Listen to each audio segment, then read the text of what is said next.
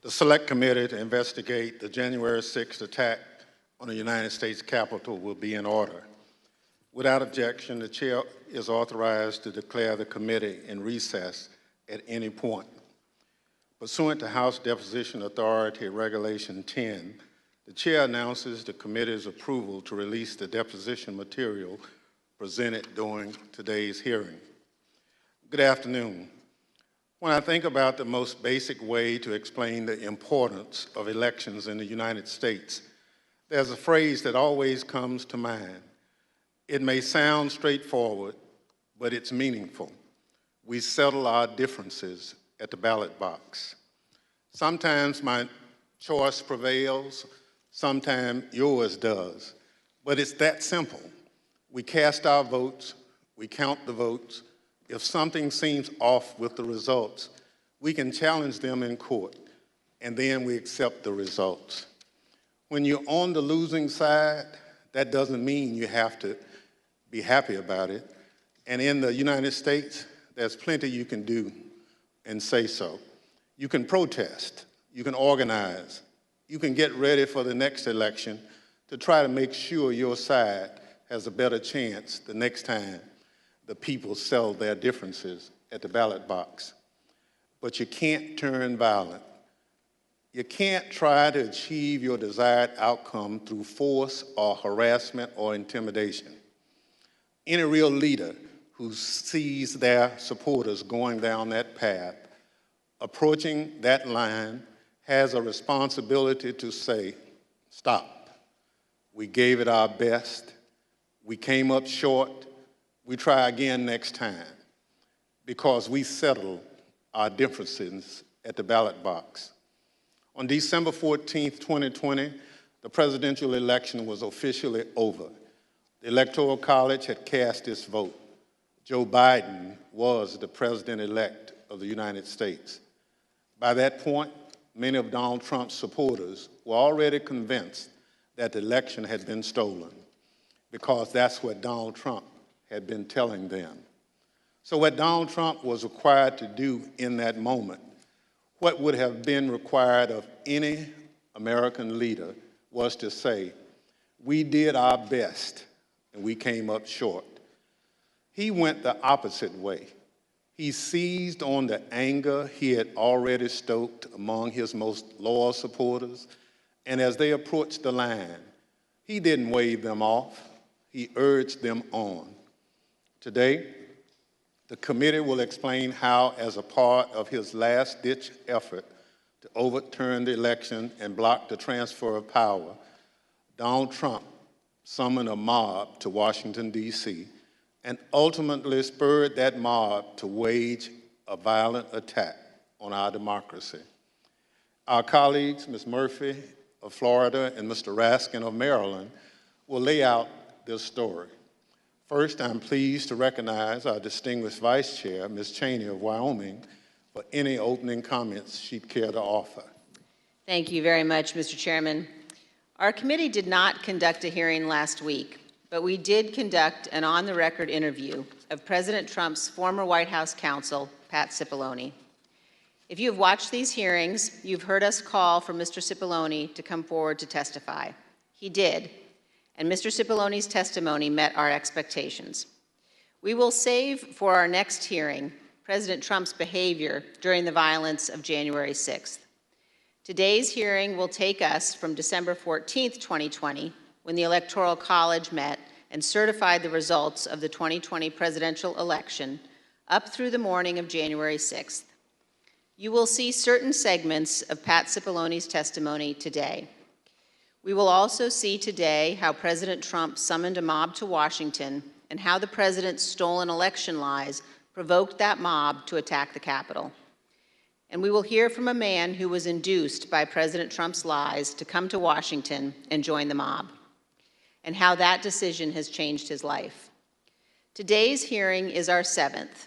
We have covered significant ground over the past several weeks. And we have also seen a change in how witnesses and lawyers in the Trump orbit approach this committee. Initially, their strategy in some cases appeared to be to deny and delay. Today, there appears to be a general recognition that the committee has established key facts, including that virtually everyone close to President Trump, his Justice Department officials, his White House advisors, his White House counsel, his campaign, all told him the 2020 election was not stolen. This appears to have changed the strategy for defending Donald Trump. Now the argument seems to be that President Trump was manipulated by others outside the administration, that he was persuaded to ignore his closest advisors, and that he was incapable of telling right from wrong. This new strategy is to try to blame only John Eastman or Sidney Powell or Congressman Scott Perry or others, and not President Trump. In this version, the president was, quote, poorly served by these outside advisors. The strategy is to blame people his advisors called, quote, the crazies for what Donald Trump did. This, of course, is nonsense. President Trump is a 76-year-old man. He is not an impressionable child. Just like everyone else in our country, he is responsible for his own actions and his own choices. As our investigation has shown, Donald Trump had access to more detailed and specific information showing that the election was not actually stolen than almost any other American, and he was told this over and over again. No rational or sane man in his position could disregard that information and reach the opposite conclusion. And Donald Trump cannot escape responsibility by being willfully blind. Nor can any argument of any kind excuse President Trump's behavior during the violent attack on January 6th. As you watch our hearing today, I would urge you to keep your eye on two specific points. First, you will see evidence that Trump's legal team, led by Rudy Giuliani, knew that they lacked actual evidence of widespread fraud sufficient to prove that the election was actually stolen. They knew it, but they went ahead with January 6th anyway. And second, consider how millions of Americans were persuaded to believe what Donald Trump's closest advisors in his administration did not. These Americans did not have access to the truth like Donald Trump did. They put their faith and their trust in Donald Trump. They wanted to believe in him. They wanted to fight for their country, and he deceived them. For millions of Americans, that may be painful to accept, but it is true. Thank you, Mr. Chairman. I yield back. Without objection, the chair recognizes the gentlewoman from Florida, Ms. Murphy, and the gentleman from Maryland, Mr. Raskin, for opening statements. Thank you, Mr. Chairman. We know beyond a shadow of a doubt that then President Donald Trump lost in a free and fair election. And yet, President Trump insisted that his loss was due to fraud in the election process, rather than to the democratic will of the voters. The president continued to make this claim despite being told again and again by the courts, by the Justice Department, by his campaign officials, and by some of his closest advisors that the evidence did not support this assertion. This was the big lie, and millions of Americans were deceived by it. Too many of our fellow citizens still believe it to this day. It's corrosive to our country and damaging to our democracy. As our committee has shown in prior hearings, following the election, President Trump relentlessly pursued multiple interlocking lines of effort, all with a single goal: to remain in power despite having lost. The lines of effort were aimed at his loyal Vice President, Mike Pence, at state election and elected officials, and at the U.S. Department of Justice. The president pressured the vice president to obstruct the process to certify the election result. He demanded that state officials find him enough votes to overturn the election outcome in that state, and he pressed the Department of Justice to find widespread evidence of fraud. When justice officials told the president that such evidence did not exist, the president urged them to simply declare that the election was corrupt. On December 14th, the Electoral College met to officially confirm that Joe Biden would be the next president. The evidence shows that once this occurred, President Trump and those who were willing to aid and abet him turned their attention to the joint session of Congress scheduled for January 6th, at which the Vice President would preside.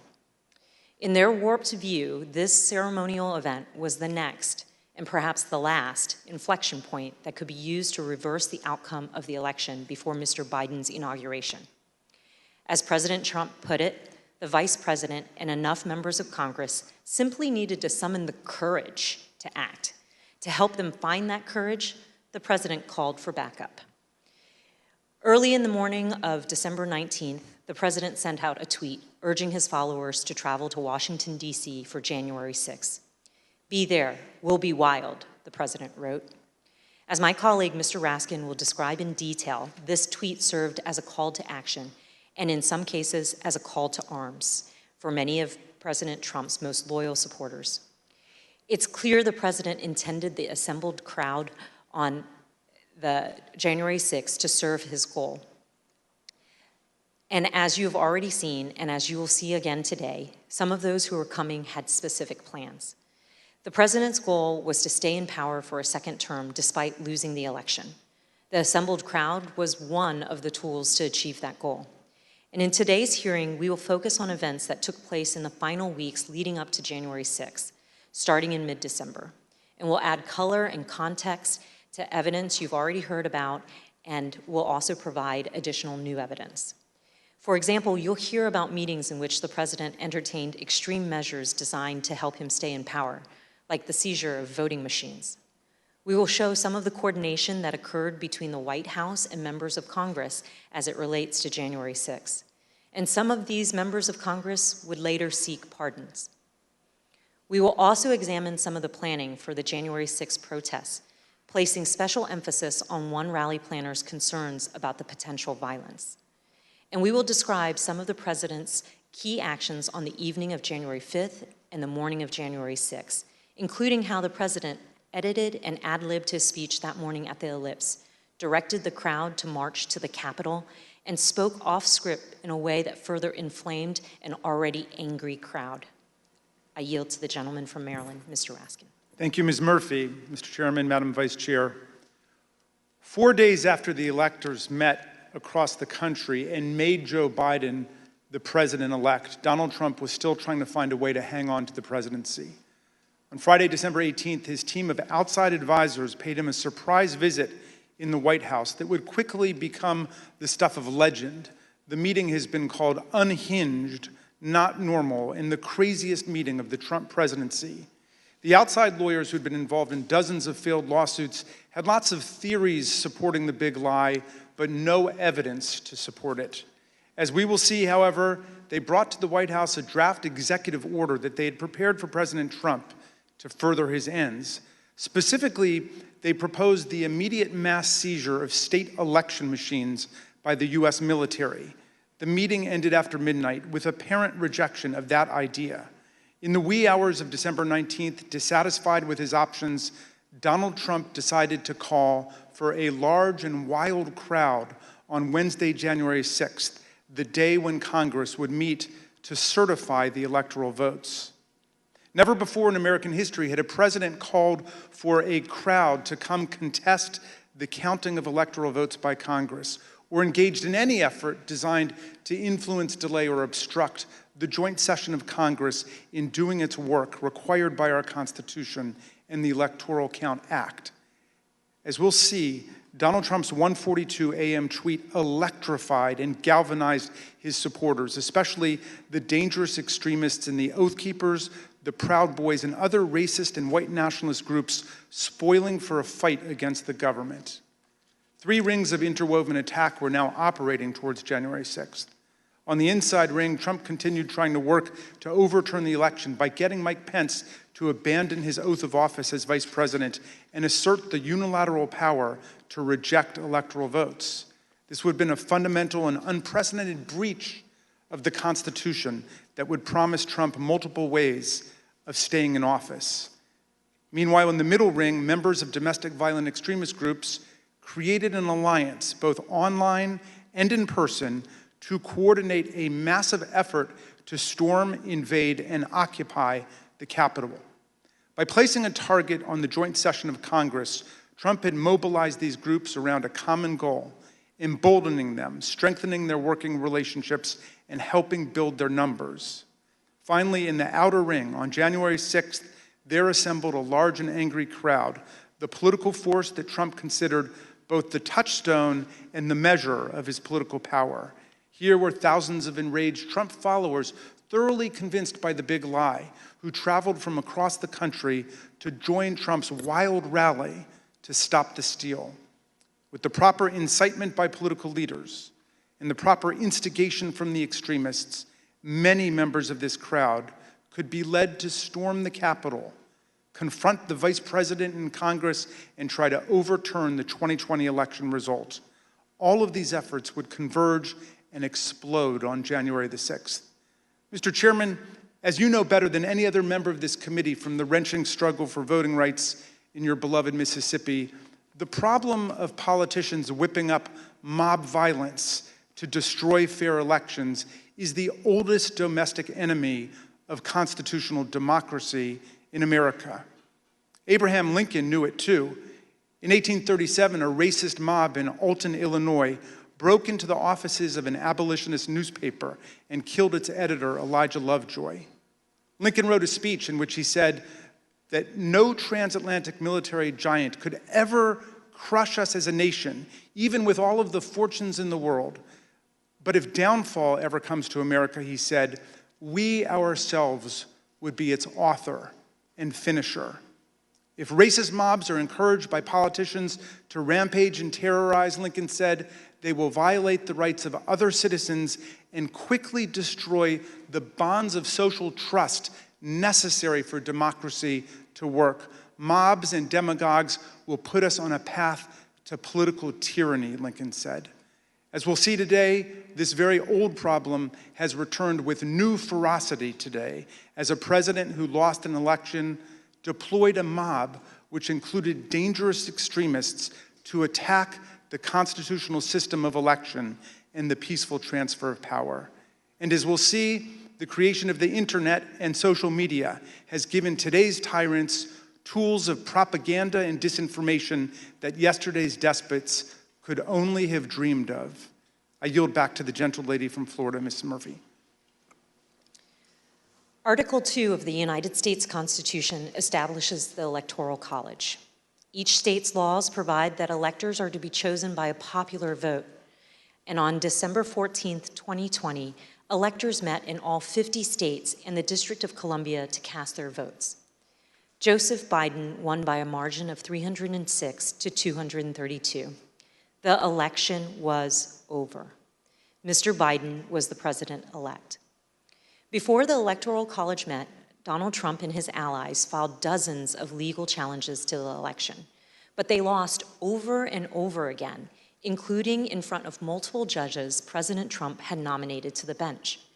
In many of these cases, the judges were highly critical of the arguments put forward, explaining that no genuine evidence of widespread fraud had been presented.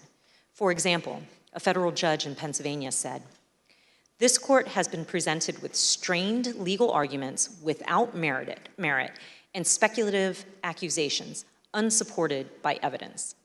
In the United States of America, this cannot justify the disenfranchisement of a single voter, let alone all the voters of its sixth most populated state." On December 15th, after the Electoral College certified the outcome, the Republican majority leader in the Senate acknowledged Mr. Biden's victory. Yesterday, electors met in all 50 states.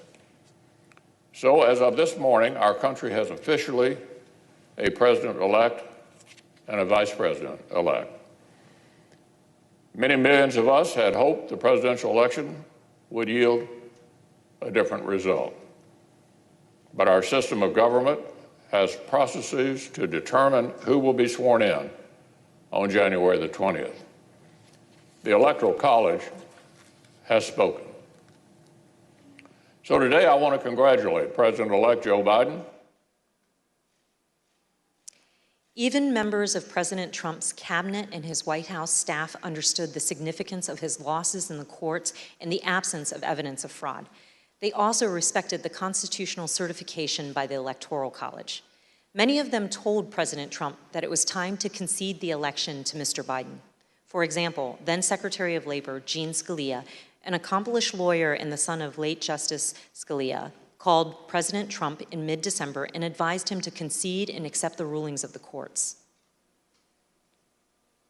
And so I had to put a call into the president. I might have called on the 13th. We spoke, I believe, on the 14th, in which I conveyed to him that I thought that it was time for him to acknowledge that President Biden had prevailed in the election. But I communicated to the president that when that legal process is exhausted and when the electors have voted, that's the point at which that outcome needs to be expected. I told him that I did believe, yes, that once those legal processes were run, if fraud had not been established that had affected the outcome of the election, then unfortunately I believed that what had to be done was concede the outcome. As you've seen in prior hearings, President Trump's Justice Department, his White House staff, and his campaign officials were repeatedly telling him that there was no evidence of fraud sufficient to change the outcome of the election. And last week, we conducted an 8-hour interview with President Trump's White House counsel, Pat Cipollone. You'll see a number of excerpts of that interview today and even more in our next hearing. Mr. Cipollone told us that he agreed with the testimony that there was no evidence of fraud sufficient to overturn the election. I want to start by asking if you agree, Mr. Cipollone, with the conclusions of Matt Morgan, of Bill Barr, of all of the individuals who evaluated those claims, that there is no evidence of election fraud sufficient to undermine the outcome in a particular state. Yes, I agree with that. And Mr. Cipollone also specifically testified that he believed that Donald Trump should have conceded the election.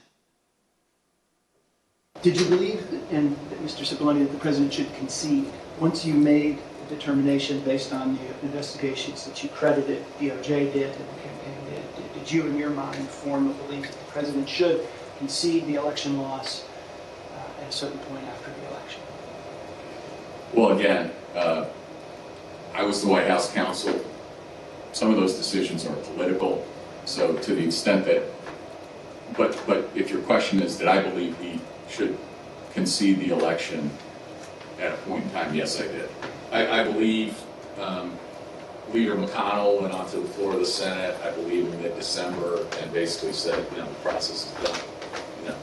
That would be in line with my thinking on these things. As Attorney General Bill Barr testified, December 14th should have been the end of the matter. December 14th was the day that the states certified their votes and sent them to Congress. And in my view, that was the end of the matter. I didn't see, I thought that this would lead inexorably to a new administration. Mr. Cipollone also testified that the president's chief of staff, Mark Meadows, said he shared this view.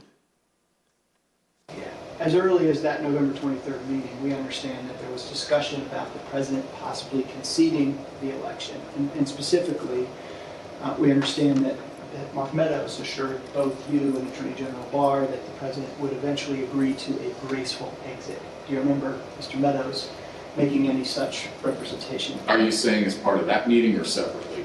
Again, without getting into that meeting, I would say that is a statement and a sentiment that I heard from Mark Meadows. I see. And again, do you know if it was on November 23rd or some point? Again, it was probably, around that time, and it was probably subsequent to that time. It wasn't a one-time statement. Mr. Meadows has refused to testify, and the committee is in litigation with him. But many other White House officials shared the view that once the litigation ended and the Electoral College met, the election was over. And here's President Trump's former press secretary.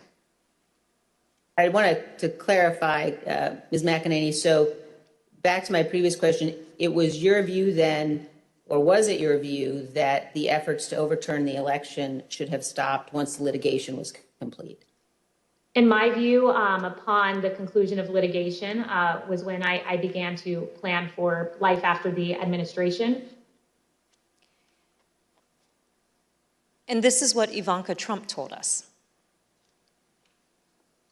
December 14th was the day on which the Electoral College met, when these electors around the country met and cast the electoral votes consistent with the popular vote in each state. And it was obviously a public proceeding or a series of proceedings that President Biden had obtained the requisite number of electors. Was that an important day for you? Did that affect sort of your planning or your realization as to whether or not there was going to be an end of this administration?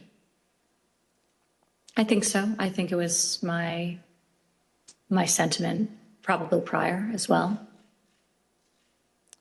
Judd Deere was a White House deputy press secretary. This was his testimony about what he told President Trump. I told him that my personal viewpoint was that the Electoral College had met, which is the system that our country is set under to elect a president and vice president. And I believed at that point that the means for him to pursue litigation was probably closed. And you recall what his response, if any, was? He disagreed. We've also seen this testimony from Attorney General Barr reflecting a view of the White House staff in late November 2020. And then at that point I left. And as I walked out of the Oval Office, Jared was there with Dan Scavino, who ran the president's social media, and who I thought was a reasonable guy and believe is a reasonable guy. And I said, how long is he going to carry on with this stolen election stuff? Where's this going to go? And by that time, Meadows had caught up with me and leaving the office and caught up to me and said that he said, look, I think that he's becoming more realistic and knows that there's a limit to how far he can take this. And then Jared said, yeah, we're working on this. We're working on it. Likewise, in this testimony, Cassidy Hutchinson, an aide to Mark Meadows, described her conversations with President Trump's Director of National Intelligence, John Ratcliffe, a former Republican congressman. He had expressed to me that he was concerned that it could spiral out of control and potentially be dangerous, either for our democracy or the way that things were going for the six. Of course, underlying all of this is the fundamental principle that the President of the United States cannot simply disregard the rulings of state and federal courts, which are empowered to address specific election-related claims. The President cannot simply pretend that the courts had not ruled. By that time, the President or his associates had lost 60 out of 61 cases that they had brought to challenge different aspects of the election in a number of states. They lost 60 out of 61 of those cases. So by the time we get to January 3rd, that's been clear. I assume, Pat, that you would agree the President is obligated to abide by the rulings of the courts. Of course. And I assume you also would... Everybody is obligated to abide by rules, of course. And I assume you also would agree the President has a particular obligation to take care that the laws be faithfully executed. That is one of the President's obligations, correct. Yet President Trump disregarded these court rulings and the counsel from his closest advisors and continued his efforts to cling to power. In our prior hearings, you have heard considerable testimony about President Trump's attempts to corruptly pressure Vice President Pence to refuse to count electoral votes, to corrupt the Department of Justice, to pressure state officials and state legislatures, and to create and submit a series of fake electoral slates.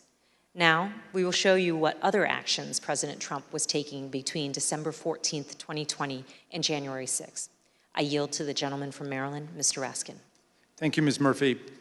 Throughout our hearings, you've heard how President Trump made baseless claims that voting machines were being manipulated by foreign powers in the 2020 election. You've also heard Trump's Attorney General, Bill Barr, describe such claims as complete nonsense, which he told the president. Let's review that testimony. I saw absolutely zero basis for the allegations, but they were made in such a sensational way that they obviously were influencing a lot of people, members of the public, that there was this systemic corruption in the system and that their votes didn't count and that these machines controlled by somebody else were actually determining it, which was complete nonsense. And it was being laid out there. And I told them that it was crazy stuff and they were wasting their time on that. And it was doing a grave disservice to the country. We've learned that President Trump's White House counsel agreed with the Department of Justice about this. Attorney General Barr made a public announcement on December 1st, less than a month after the election, that he had seen no suspended fraud, sufficient evidence. Fair to say that by December 1st, you had reached the same conclusion? It's fair to say that I agree with Attorney General Barr's conclusion on December 1st. Yes, I did, and I supported that conclusion. However, the strong rejection of the Attorney General and the White House counsel of these claims did not stop the president from trying to press them in public. But that's not all he did. Indeed, as you'll see in this clip, the president asked Attorney General Bill Barr to have the Department of Justice seize voting machines in the states. My recollection is the president said something like, well, we could get to the bottom, some people say we could get to the bottom of this if the department seized the machines. It was a typical way of raising a point. And I said, absolutely not. There's no probable cause, and I'm not going to seize any machines. And that was that. Yeah. But this wasn't the end of the matter. On the evening of December 18th, 2020, Sidney Powell, General Michael Flynn, and others entered the White House for an unplanned meeting with the president, the meeting that would last multiple hours and become hot-blooded and contentious. The executive order behind me on the screen was drafted on December the 16th, just 2 days after the Electoral College vote, by several of the president's outside advisors over a luncheon at the Trump International Hotel. As you can see here, this proposed order directs the Secretary of Defense to seize voting machines, quote, effective immediately, but it goes even further than that. Under the order, President Trump would appoint a special counsel with the power to seize machines and then charge people with crimes with all resources necessary to carry out her duties. The specific plan was to name Sidney Powell as special counsel, the Trump lawyer who had spent the post-election period making outlandish claims about Venezuelan and Chinese interference in the election, among others. Here's what White House counsel Pat Cipollone had to say about Sidney Powell's qualifications to take on such expansive authority. I don't think Sidney Powell would say that I thought it was a good idea to appoint her special counsel. I was vehemently opposed. I didn't think she should have been appointed to anything. Sidney Powell told the president that these steps were justified because of her evidence of foreign interference in the 2020 election. However, as we've seen, Trump's allies had no such evidence and, of course, no legal authority for the federal government to seize state voting machines. Here's Mr. Cipollone again denouncing Sidney Powell's terrible idea. There was a real question in my mind and a real concern, particularly after the Attorney General had reached the conclusion that there wasn't sufficient election fraud to change the outcome of the election. When other people kept suggesting that there was, the answer is, what is it? And at some point, you have to put up or shut up. That was my view. Why was this, on a broader scale, a bad idea for the country? To have the federal government seize voting machines, that's a terrible idea for the country. That's not how we do things in the United States. There's no legal authority to do that. And there is a way to contest elections, that happens all the time. But the idea that the federal government could come in and seize election machines, I don't understand why I would even have to tell you why that's a bad idea for the country. It's a terrible idea.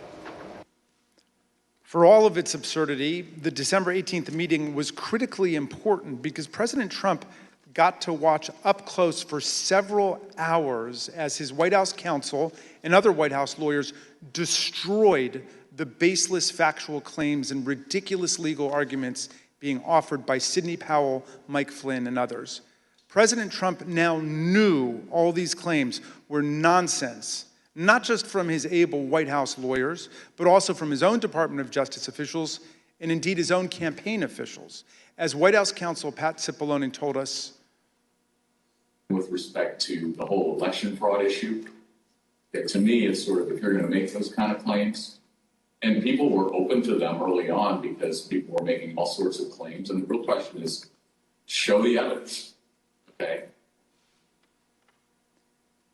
It wasn't just the Justice Department, the Trump campaign, and the Trump White House lawyers who knew it. Even Rudy Giuliani's own legal team admitted that they did not have any real evidence of fraud sufficient to change the election result. Here's an email from Rudy Giuliani's lead investigator, Bernie Kerik, on December 28, 2020, to Chief of Staff Mark Meadows. Mr. Kerik did not mince any words. We can do all the investigations we want later, but if the president plans on winning, it's the legislators that have to be moved, and this will do just that. Mr. Kerik wanted the president to win. What he didn't say in this email was what he would later tell the Select Committee in a letter that his lawyer wrote to us in November. The letter said, quote, "It was impossible for Mr. Kerik and his team to determine conclusively whether there was widespread fraud or whether that widespread fraud would have altered the outcome of the election." In other words, even Rudy Giuliani's own legal team knew before January 6th that they hadn't collected enough actual evidence to support any of their stolen election claims. Here's what Trump campaign senior advisor Jason Miller told the committee about some of the so-called evidence of fraud that the campaign had seen from the Giuliani team. So do you know what the examples of fraud, numbers, names, and supporting evidence was that you sent to Mo Brooks's office? And when I say you, I mean you or the campaign. There are some very, very general documents as far as, say, for example, here are the handful of dead people in several different states. Here are explanations on a couple of the legal challenges, as far as saying that the rules were changed in an unconstitutional manner, but it was, to say that it was thin is probably an understatement. Here's how President Trump's deputy campaign manager described the evidence of fraud that the campaign had seen. You never came to learn or understand that Mayor Giuliani had produced evidence of election fraud. Is that fair? That's fair. And here's testimony that we received from the Speaker of the Arizona House of Representatives, Rusty Bowers, about an exchange that he had with Rudy Giuliani after the election. At some point, did one of them make a comment that they didn't have evidence, but they had a lot of theories? That was Mr. Giuliani. Chief of Staff Mark Meadows told people that he thought Trump should concede around the time the Electoral College certified the result. But nonetheless, he later worked to try to facilitate President Trump's wishes. Here's what Cassidy Hutchinson told us. During this period, I perceived his goal with all of this to keep Trump in office. He had very seriously and deeply considered the allegations of voter fraud. But when he began acknowledging that maybe there wasn't enough voter fraud to overturn the election, I witnessed him start to explore potential constitutional loopholes more extensively, which I then connected with John Eastman's theories. The startling conclusion is this: even an agreed upon complete lack of evidence could not stop President Trump, Mark Meadows, and their allies from trying to overturn the results of a free and fair election. So let's return to that meeting at the White House on the evening of December 18. That night, a group showed up at the White House, including Sidney Powell, retired Lieutenant General Michael Flynn, and former Overstock.com CEO Patrick Byrne. After gaining access to the building from a junior White House staffer, the group made their way to the Oval Office. They were able to speak with the president by himself for some time until White House officials learned of the meeting. What ensued was a heated and profane clash between this group and President Trump's White House advisors, who traded personal insults, accusations of disloyalty to the president, and even challenges to physically fight. The meeting would last over 6 hours, beginning here in the Oval Office, moving around the West Wing, and many hours later, ending up in the president's private residence. The Select Committee has spoken with 6 of the participants, as well as staffers who could hear the screaming from outside the Oval Office. What took place next is best told in their own words, as you will see from this video. Did you believe that it was going to work, that you were going to be able to get to see the president without an appointment? I had no idea. In fact, you did get to see the president without an appointment. We did. How much time did you have alone with the president? And I say alone, you had other people with you, but right from his aides before the crowd came running? Probably no more than 10 or 15 minutes. Was in that... I bet Pat Cipollone set a new land speed record. I got a call either from Molly or Hirschman that I need to get to the Oval Office. So that was the first point that I had recognized, okay, there was nobody in there from the White House. Mark's gone. What's going on right now? I opened the door and I walked in. I saw General Flynn. I saw Sidney Powell sitting there. I was not happy to see the people in the Oval Office. Explain why. Well, again, I don't think they were providing.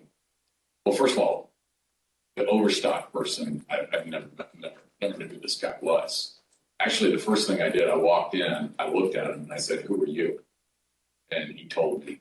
I don't think any of these people were providing the president with good advice, and so I didn't understand how they had gotten in.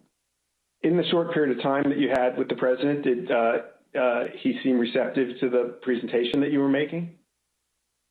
He was very interested in hearing particularly about the CISA finding and the terms of 13848 that apparently nobody else had bothered to inform him of. I was asking, like, you claiming the Democrats were working with Hugo Chavez, Venezuelans, and whomever else. And at one point, General Flynn took out a diagram that supposedly showed IP addresses all over the world, and who was communicating with whom via the machines, and some comment about like Nest thermostats being hooked up to the internet. So it's been reported that during this meeting, Ms. Powell talked about Dominion voting machines and made various election fraud claims that involve foreign countries such as Venezuela, Iran, and China. Is that accurate? That's true. Was the meeting tense? Oh, yeah. It was not a casual meeting. Explain. I mean, at times there were people shouting at each other, hurling insults at each other. It wasn't just sort of people sitting around on a couch, like chit-chatting. Do you recall whether he raised to Ms. Powell the fact that she and the campaign had lost all of the 60 cases that they had brought in litigation? Yes, he raised that. And what was the response? I don't remember what she said.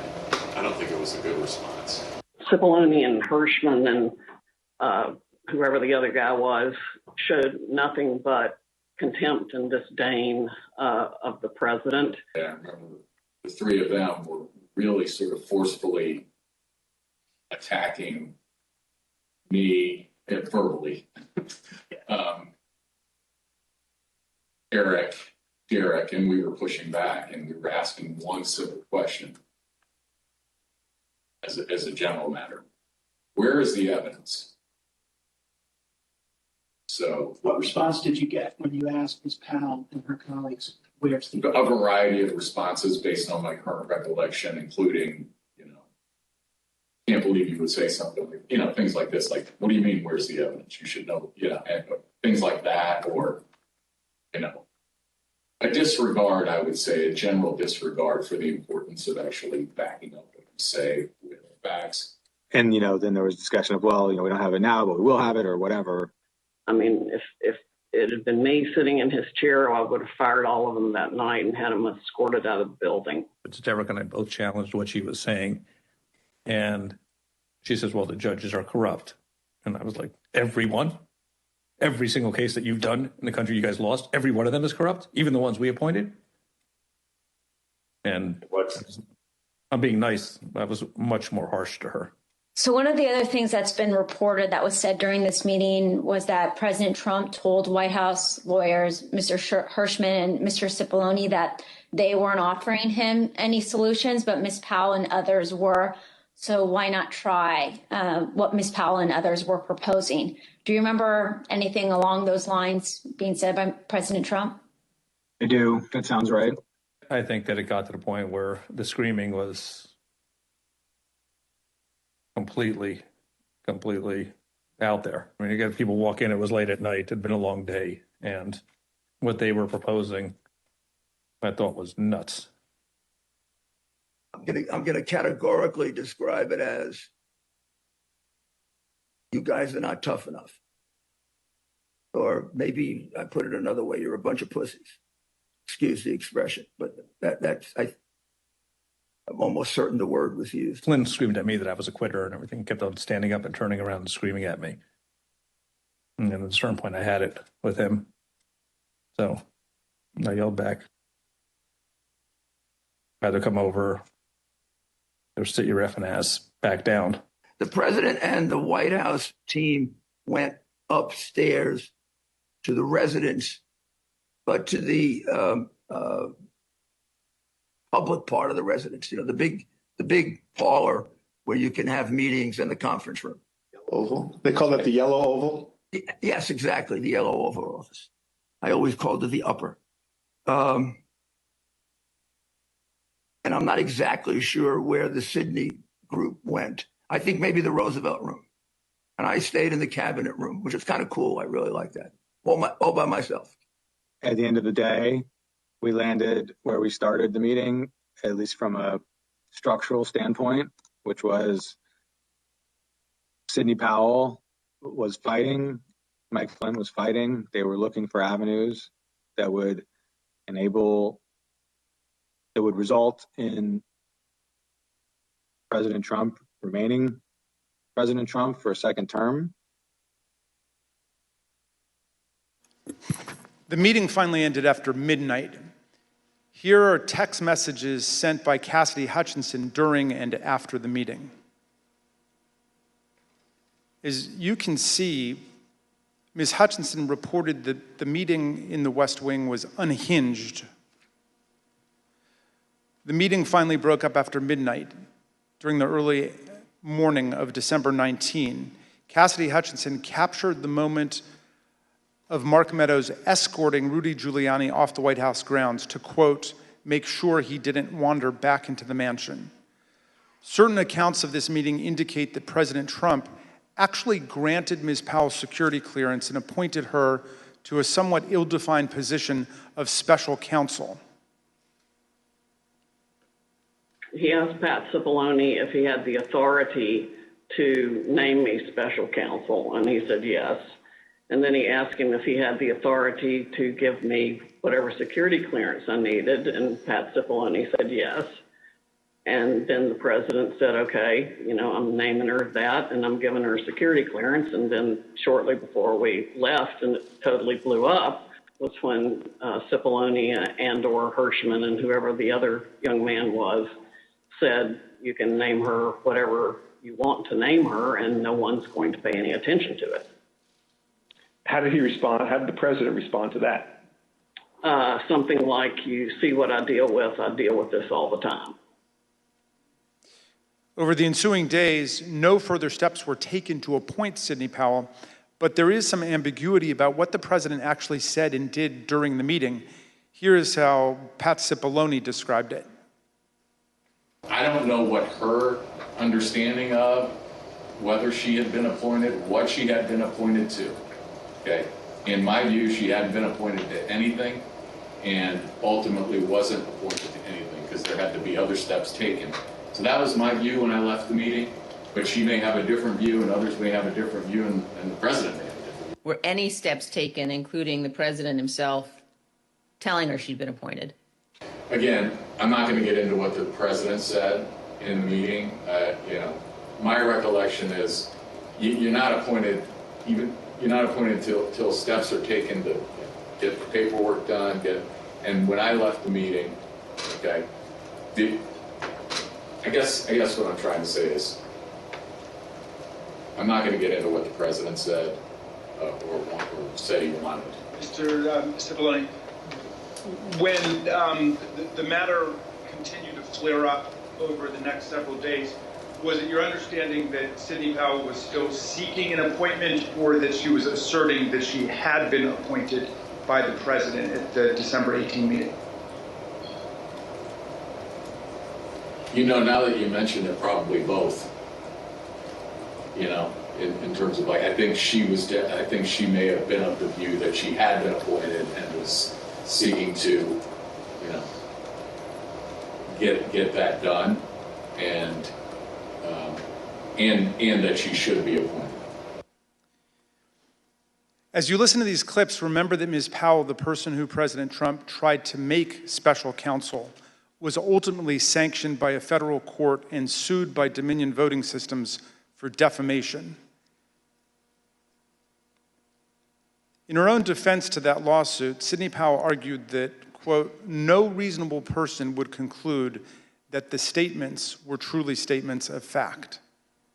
Not long after Sidney Powell, General Flynn, and Rudy Giuliani left the White House in the early hours of the morning, President Trump turned away from both his outside advisors' most outlandish and unworkable schemes and his White House counsel's advice to swallow hard and accept the reality of his loss. Instead, Donald Trump issued a tweet that would galvanize his followers, unleash a political firestorm, and change the course of our history as a country. Trump's purpose was to mobilize a crowd. And how do you mobilize a crowd in 2020? With millions of followers on Twitter, President Trump knew exactly how to do it. At 1:42 a.m. on December 19, 2020, shortly after the last participants left the Unhinged meeting, Trump sent out the tweet with his explosive invitation. Trump repeated his big lie and claimed it was, quote, statistically impossible to have lost the 2020 election, before calling for a big protest in D.C. on January 6th. Be there, will be wild. Trump supporters responded immediately. Women for America First, a pro-Trump organizing group, had previously applied for a rally permit for January 22nd and 23rd in Washington, D.C., several days after Joe Biden was to be inaugurated. But in the hours after the tweet, they moved their permit to January 6th, 2 weeks before. This rescheduling created the rally where Trump would eventually speak. The next day, Ali Alexander, leader of the Stop the Steal organization and a key mobilizer of Trump supporters, registered wildprotest.com, named after Trump's tweet, WildProtest.com provided comprehensive information about numerous newly organized protest events in Washington. It included event times, places, speakers, and details on transportation to Washington, D.C. Meanwhile, other key Trump supporters, including far-right media personalities, began promoting the wild protest on January 6th. It's Saturday, December 19th. The year is 2020. And one of the most historic events in American history has just taken place. President Trump, in the early morning hours today, tweeted that he wants the American people to march on Washington, D.C. on January 6, 2021. And now Donald Trump is calling on his supporters to descend on Washington, D.C., January 6th. He is now calling on we, the people, to take action and to show our numbers. We're going to only be saved by millions of Americans moving to Washington, occupying the entire area, if necessary, storming right into the Capitol. You know, we know the rules of engagement. If you have enough people, you can push down any kind of a fence or a wall. This could be Trump's last stand. And it's a time when he has specifically called on his supporters to arrive in D.C. That's something that may actually be the big push Trump supporters need to say, this is it. It's now or never. You better understand something, son. You better understand something. Red wave, bitch. Red wave. This is going to be a red wedding going down January 6th. On that day, Trump says, show up for a protest. It's going to be wild. And based on what we've already seen from the previous events, I think Trump is absolutely correct. Motherfucker, you better look outside. You better look out January 6th. Kick that fucking door open. Look down the street. There's going to be 1 million plus geeked up armed Americans. The time for games is over. The time for action is now. Where were you when history called? Where were you when you and your children's destiny and future was on the line? In that clip, you heard one of Trump's supporters predict a red wedding, which is a pop culture reference to mass slaughter. But the point is that Trump's call to Washington reverberated powerfully and pervasively online. The committee has interviewed a former Twitter employee who explained the effect that Trump had on the Twitter platform. This employee was on the team responsible for platform and content moderation policies on Twitter throughout 2020 and 2021. The employee testified that Twitter considered adopting a stricter content moderation policy after President Trump told the Proud Boys to stand back and stand by from the lectern at the September 29th presidential debate. But Twitter chose not to act. Here's the former employee, whose voice has been obscured to protect their identity, discussing Trump's stand back and stand by comment and the effect it had. My concern was that the former president, for seemingly the first time, was speaking directly to extremist organizations and giving them directives.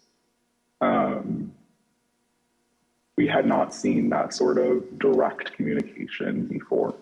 And that concerned me. So just to clarify further, you were worried, and others at Twitter were worried, that the president might use your platform to speak directly to folks who might be incited to violence? Yes.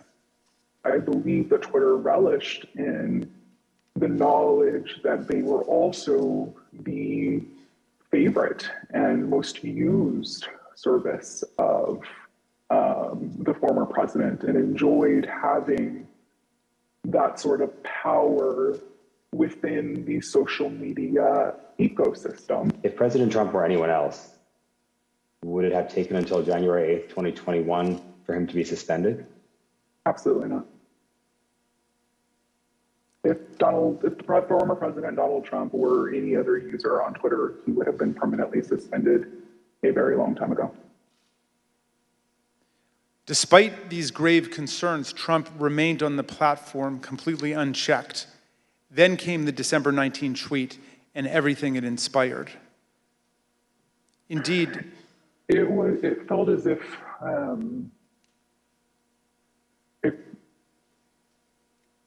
a mob was being organized, and they were gathering together their weaponry and their logic and their reasonings behind why they were prepared to fight prior to December 19th. Again, it was vague. It was non-specific, but very clear that individuals were ready, willing, and able to take up arms. After this tweet on December 19th, again, it became clear not only were these individuals ready and willing, but the leader of their cause was asking them to join him in this cause and in fighting for this cause in DC on January 6th as well.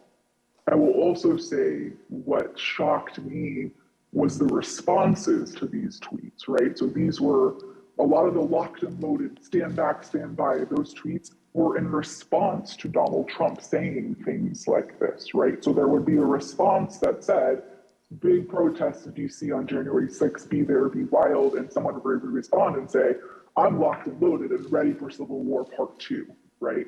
I very much believe that Donald Trump posting this tweet on December 19th was essentially staking a flag in DC on January 6th for his supporters to come and rally. And you were concerned about the potential for this gathering becoming violent? Absolutely. Indeed, many of Trump's followers took to social media to declare that they were ready to answer Trump's call. One user asked, is the 6th D-Day? Is that why Trump wants everyone there? Another asserted, Trump just told us all to come armed. Fucking A, this is happening. A third took it even further. It will be wild means we need volunteers for the firing squad. Jim Watkins, the owner of 8kun, the fringe online forum that was birthplace of the QAnon extremist movement, confirmed the importance of Trump's tweet. Why did you first decide to go to DC for January 6th? When the President of the United States announced that he was going to have a rally, then I bought a ticket and went. Watkins was at the Capitol on January 6th.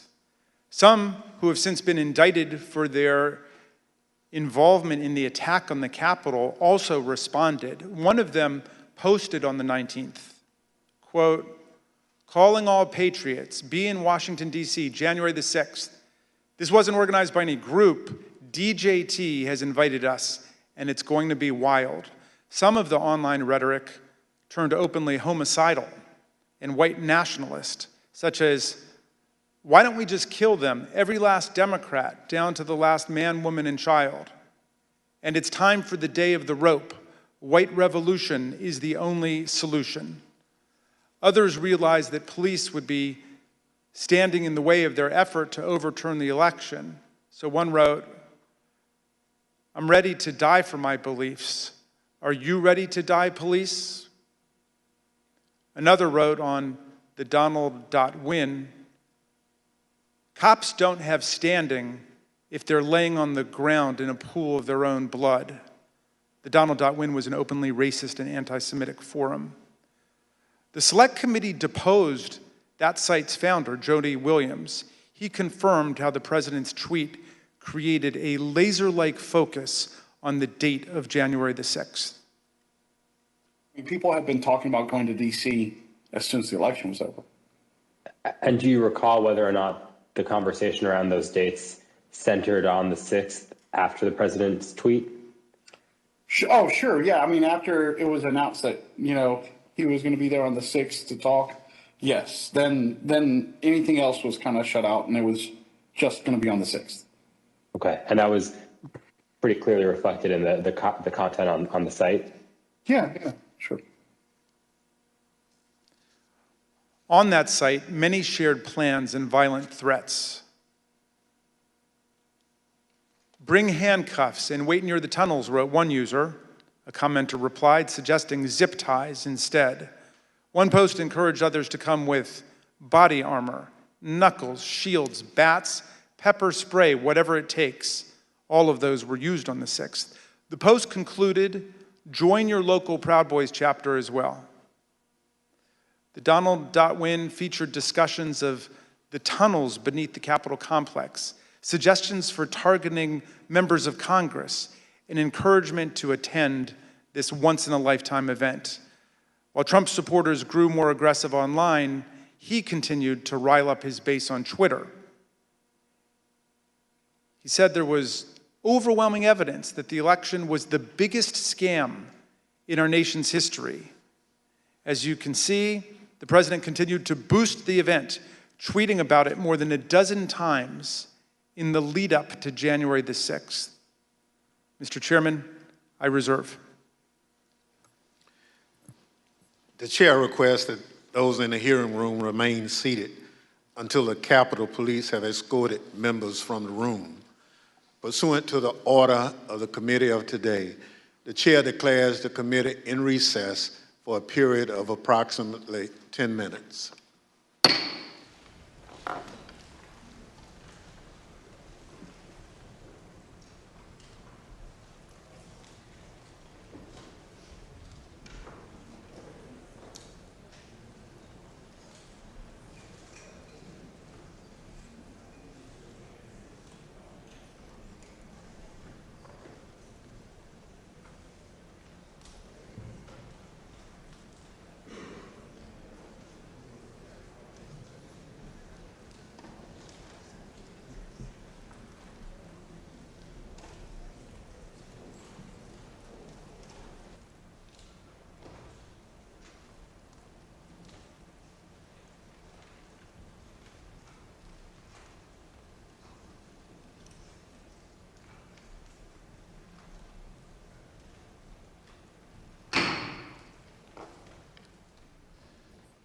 Committee will be in order. The chair recognizes the gentleman from Maryland, Mr. Raskin.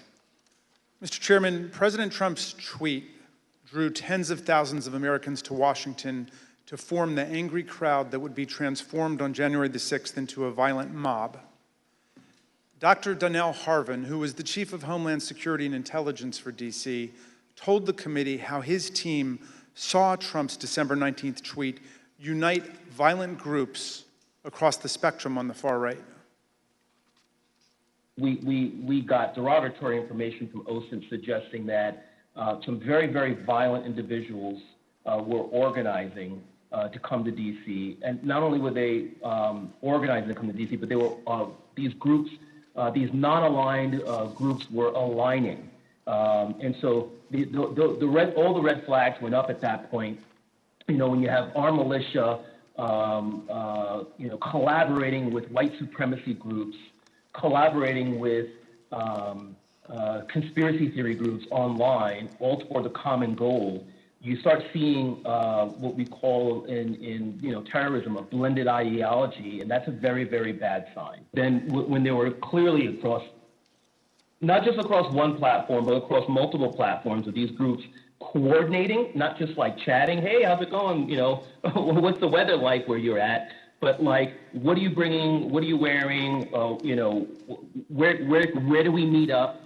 Do you have plans for the Capitol? That's operational. That's like pre-operational intelligence, right? And that is something that's clearly alarming.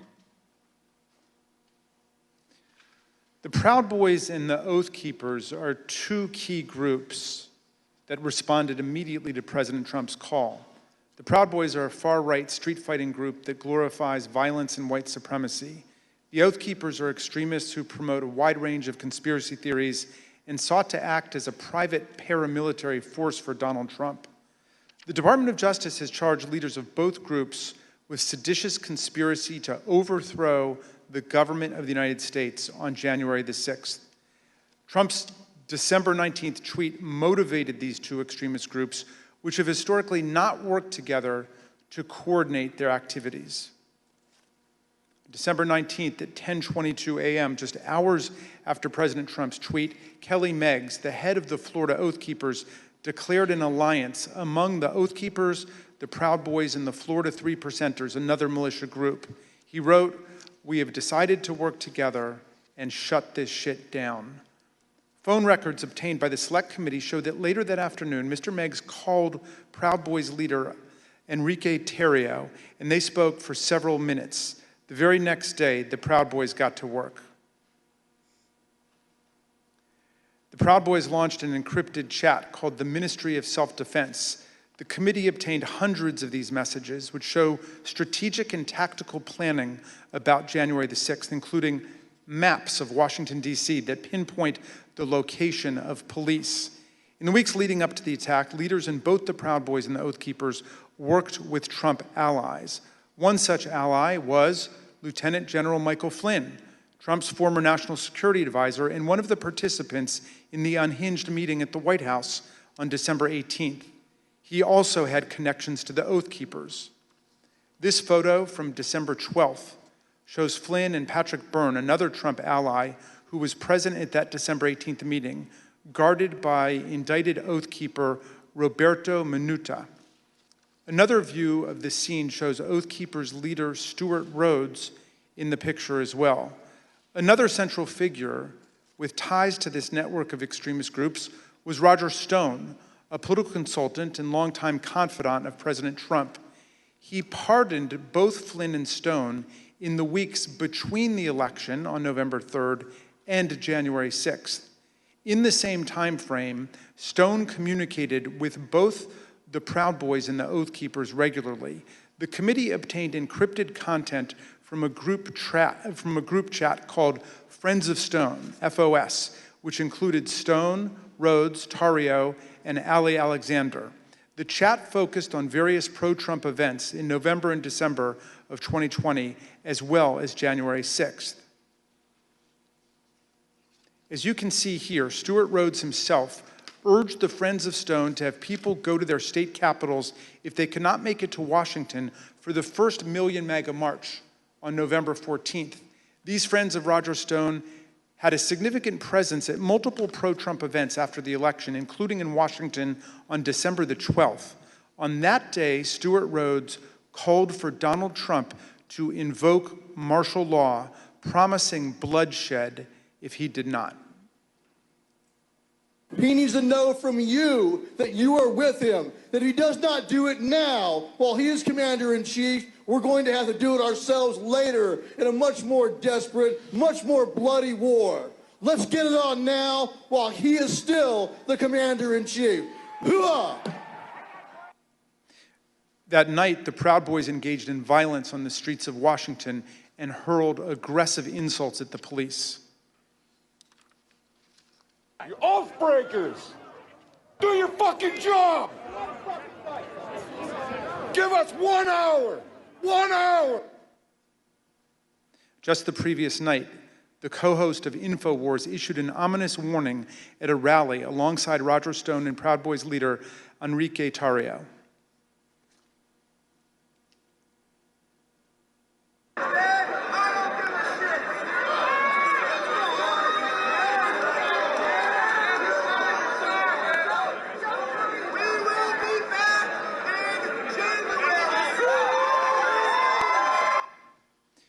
Encrypted chats obtained by the Select Committee show that Kelly Meggs, the indicted leader of the Florida Oath Keepers, spoke directly with Roger Stone about security on January 5th and 6th. In fact, on January 6th, Stone was guarded by 2 Oath Keepers who have since been criminally indicted for seditious conspiracy. One of them later pleaded guilty and, according to the Department of Justice, admitted that the Oath Keepers were ready to use, quote, lethal force if necessary against anyone who tried to remove President Trump from the White House, including the National Guard. As we've seen, the Proud Boys were also part of the Friends of Stone network. Stone's ties to the Proud Boys go back many years. He's even taken their so-called fraternity creed, required for the first level of initiation to the group.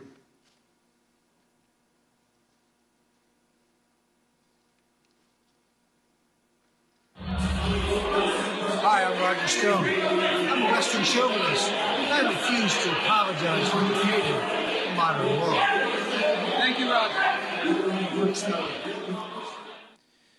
Kelly Sorrell, a lawyer who assists the Oath Keepers and a volunteer lawyer for the Trump campaign, explained to the committee how Roger Stone and other figures brought extremists of different stripes and views together.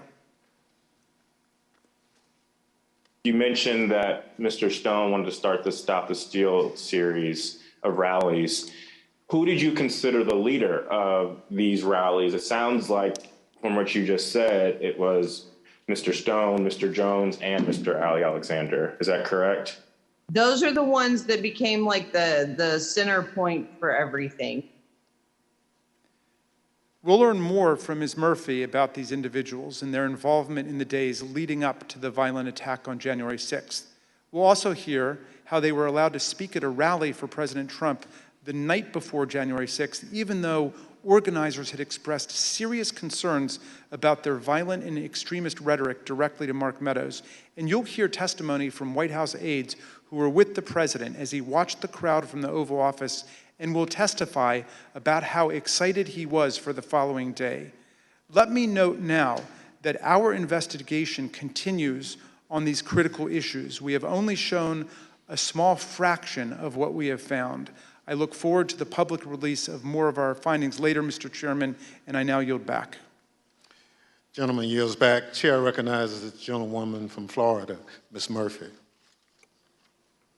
During our most recent hearing, the committee showed some evidence of what President Trump, Chief of Staff Mark Meadows, and other White House officials knew about the potential for violence on January 6th. And despite this information, they made no effort to cancel the rally, halt the march to the Capitol, or even to lower the temperature among President Trump's supporters.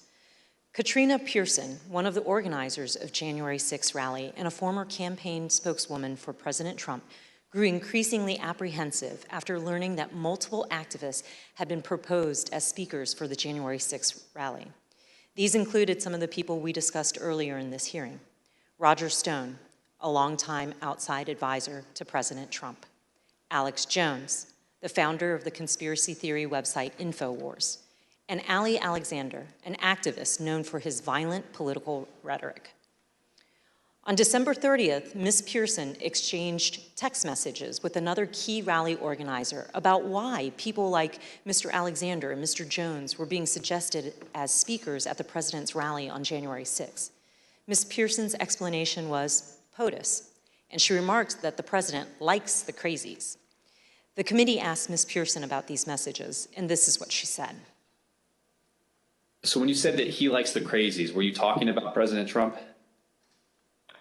Yes, I was talking about President Trump. He loved people who viciously defended him in public. But consistent in terms of the support for these people, at least with what the president likes, from what you could tell. Yes, the people that would be very, very vicious in publicly defending him. On January 2nd, Ms. Pearson's concerns about the potential rally speakers had grown serious enough that she reached out to Mr. Meadows directly. She wrote, "Good afternoon. Would you mind giving me a call regarding this January 6th event? Things have gotten crazy and I desperately need some direction, please." According to phone records obtained by the committee, Ms. Pearson received a phone call from Mr. Meadows 8 minutes later. Here's what Ms. Pearson said about that conversation. So what specifically did you tell him, though, about other events? Just that there were a bunch of entities coming in. Some were very suspect, but they're going to be on other stages, some on other days. A very, very brief overview of what was actually happening and why I raised the red flags. And when you told him that people were very suspect, what did you tell him what you meant by that? Or what did you convey to him about what you were, the problems with these folks? I think I even texted him some of my concerns, but I did briefly go over some of the concerns that I had raised to everybody with Alex Jones or Ali Alexander and some of the rhetoric that they were doing. I probably mentioned to him that they had already caused trouble at other capitals or at the previous event, the previous march that they did for protesting, and I just had a concern about it. Ms. Pearson was especially concerned about Ali Alexander and Alex Jones because in November 2020, both men and some of their supporters had entered the Georgia state capitol to protest the results of the 2020 election. Ms. Pearson believed that she mentioned this to Mark Meadows on this January 2nd call. Notably, January 2nd is the same day on which, according to Cassidy Hutchinson, Mr. Meadows warned her of that things might get real bad on January 6th. After her January 2nd call with Mr. Meadows, Katrina Pearson sent an email to fellow rally organizers. She wrote, "POTUS expectations are to have something intimate at the Ellipse and call on everyone to march to the Capitol." President's own documents suggest that the president had decided to call on his supporters to go to the Capitol on January 6th, but that he chose not to widely announce it until his speech on the Ellipse that morning. The committee has obtained this draft, undated tweet from the National Archives. It includes a stamp stating, "President has seen." The draft tweet reads, "I will be making a big speech at 10 a.m. on January 6th at the Ellipse, south of the White House. Please arrive early. Massive crowds expected. March to the Capitol after. Stop the steal." Although this tweet was never sent, rally organizers were discussing and preparing for the march to the Capitol in the days leading up to January 6th. This is a January 4th text message from a rally organizer to Mike Lindell, the MyPillow CEO. The organizer says, "This stays between us. We're having a second stage at the Supreme Court again after the Ellipse. POTUS is going to have us march there / the Capitol. It cannot get out about the second stage because people will try and set up another and sabotage it. It can also not get out about the march because I will be in trouble with the National Park Service and all the agencies. But POTUS is going to just call for it, quote, unexpectedly." The end of the message indicates that the president's plan to have his followers march to the Capitol was not being broadly discussed. And then on the morning of January 5th, Ali Alexander, whose firebrand style concerned Katrina Pearson, sent a similar text to a conservative journalist. Mr. Alexander said, "Tomorrow, Ellipse, then U.S. Capitol. Trump is supposed to order us to the Capitol at the end of his speech, but we will see." President Trump did follow through on his plan, using his January 6th speech to tell his supporters to march to the Capitol on January 6th. The evidence confirms that this was not a spontaneous call to action, but rather was a deliberate strategy decided upon in advance by the president. Another part of the president's strategy involves certain members of Congress who amplified his unsupported assertions that the election had been stolen. In the weeks after the election, the White House coordinated closely with President Trump's allies in Congress to disseminate his false claims and to encourage members of the public to fight the outcome on January 6th. We know that the president met with various members to discuss January 6th well before the joint session. The president's private schedule for December 21st, 2020 shows a private meeting with Republican members of Congress. We know that Vice President Pence, Chief of Staff Mark Meadows, and Rudy Giuliani also attended that meeting. We obtained an email that was sent from Congressman Mo Brooks of Alabama to Mark Meadows setting up that meeting. The subject line is, White House meeting December 21st regarding January 6th. In his email, Congressman Brooks explained that he had not asked anyone to join him in the, quote, January 6th effort, because in his view, quote, only citizens can exert the necessary influence on senators and congressmen to join this fight against massive voter fraud and election theft. At this point, you may also recall testimony given in our earlier hearing by Acting Attorney General Richard Donahue, who said that the president asked the Department of Justice to, quote, just say that the election was corrupt and leave the rest to me and the Republican congressman. According to White House visitor logs obtained by the committee, members of Congress present at the White House on December 21st included Congressman Brian Babin, Andy Biggs, Matt Gaetz, Louis Gohmert, Paul Gosar, Andy Harris, Jody Heiss, Jim Jordan, and Scott Perry. Then Congresswoman-elect Marjorie Taylor Greene was also there. We heard testimony in an earlier hearing that a pardon was ultimately requested by Congressman Mo Brooks and other members of Congress who attended this meeting. We've asked witnesses what happened during the December 21st meeting, and we've learned that part of the discussion centered on the role of the vice president during the counting of the electoral votes. These members of Congress were discussing what would later be known as the Eastman theory, which was being pushed by attorney John Eastman. In one of our earlier hearings, you heard in great detail that President Trump was trying to convince Vice President Pence to do something illegal. His White House counsel confirmed all of that in testimony last week.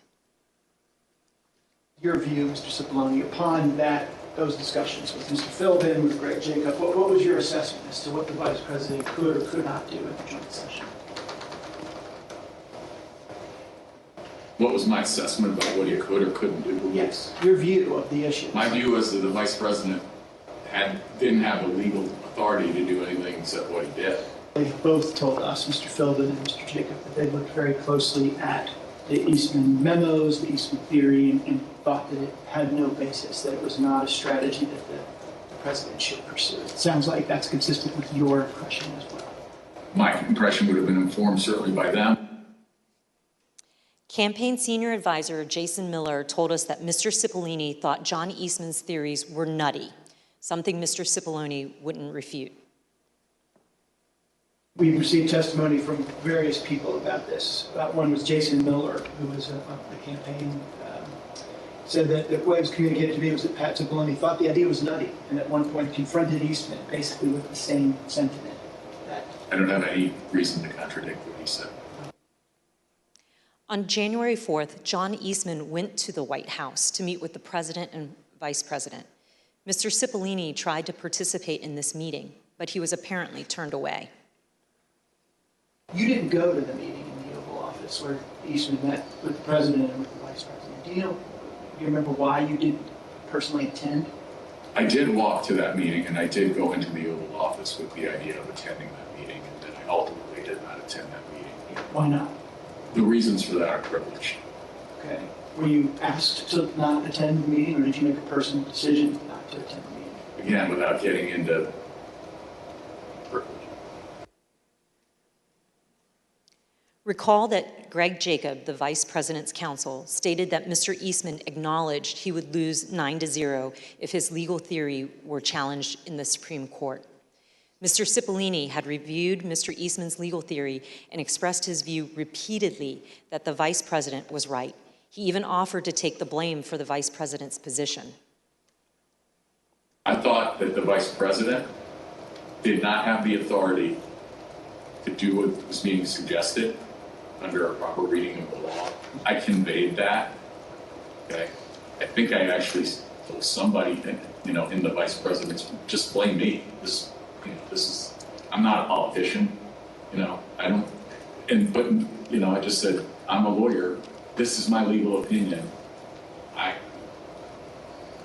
But let me tell you this. Can I say a word about the vice president? Please. I think the vice president did the right thing. I think he did the courageous thing. I have a great deal of respect for Vice President Pence. I worked with him very closely. I think he understood my opinion. I think he understood my opinion afterwards as well. I think he did a great service to this country. And I think I suggested to somebody that he should be given the Presidential Medal of Freedom for his actions.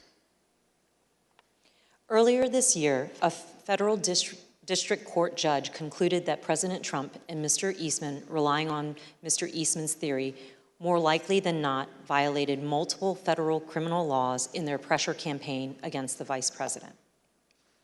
Also recall earlier in this hearing, we saw that Rudy Giuliani's team did not have actual evidence of fraud sufficient to change the result of the election. That's important because as January 6th approached, the Republican members of the House and Senate were looking for reason to object to the electors, and no real evidence was ever given to them. And we know that Republican members of the House received a memorandum from the chairwoman of the House Republican Caucus in the days before January 6, explaining in detail the many constitutional and legal problems with objections and describing the principal judicial rulings dismissing the claims of widespread fraud. But their plan to object to the certification of the election on January 6 went forward anyway. The next day, on January 5th, the day before the attack on the Capitol, tens of thousands of people converged on Washington.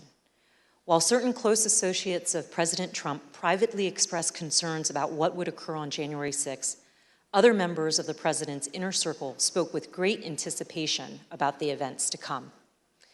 The committee has learned from the White House phone logs that the president spoke to Steve Bannon, his close advisor, at least twice on January 5th. The first conversation they had lasted for 11 minutes. Listen to what Mr. Bannon said that day after the first call he had with the president. All hell is going to break loose tomorrow. It's all converging, and now we're on, as they say, the point of attack, right? The point of attack tomorrow. I'll tell you this. It's not going to happen like you think it's going to happen, okay? It's going to be quite extraordinarily different. And all I can say is strap in. From those same phone logs, we know that the president and Mr. Bannon spoke again on the phone that evening, this time for 6 minutes. That same day, on the eve of January 6, supporters of President Trump gathered in Washington, D.C. at another rally. This rally was held at Freedom Plaza, which is located near the White House, and featured some of the speakers who Katrina Pearson and others deemed too extreme to share the stage with the president the next morning. And as this rally was underway, the president asked members of his staff to come to the Oval Office. Let's hear from the White House aides who were in the Oval Office that night. I was in the office, in the Oval Office, and he had asked me to open the door so that he could hear. I guess there was a concert or a rap or something going on. Did he say anything other than just open the door? He made a comment. I don't remember specifically what he said, but there's a lot of energy. When we walked in, the staff was kind of standing up and assembled along the wall, and the president was at the desk, and Dan Scavino was on the couch, and the president was dictating a tweet that he wanted Scavino to send out. Then the president started talking about the rally the next day. He had the door of the Oval open to the Rose Garden because you could hear the crowd already assembled outside on the ellipse, and they were playing music, and it was so loud that you could feel it shaking in the Oval.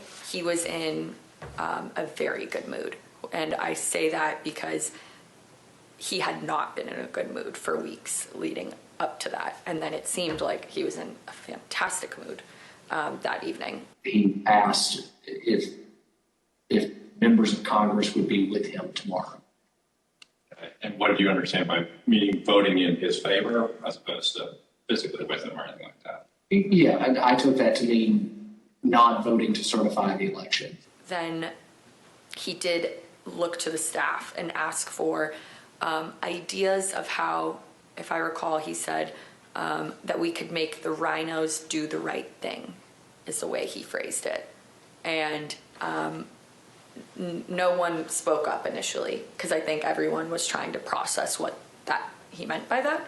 The president was making notes then, talking then about we should go up to the Capitol. What's the best route to go to the Capitol? I said he should focus on policy accomplishments. I didn't mention. What was his response? He acknowledged that and said we've had a lot, something along those lines, and then he fairly quickly moved to how fired up the crowd was going to be. And what did he say about it? Just that they were fired up, they were angry, they feel like the election's been stolen, that the election was rigged, Did he give you any indication of how he knew that the crowd was fired up or angry? He continued to reference being able to hear them outside. Through the open door of the Oval Office, the president could hear the sound of the crowd and the music at the rally at the Freedom Plaza.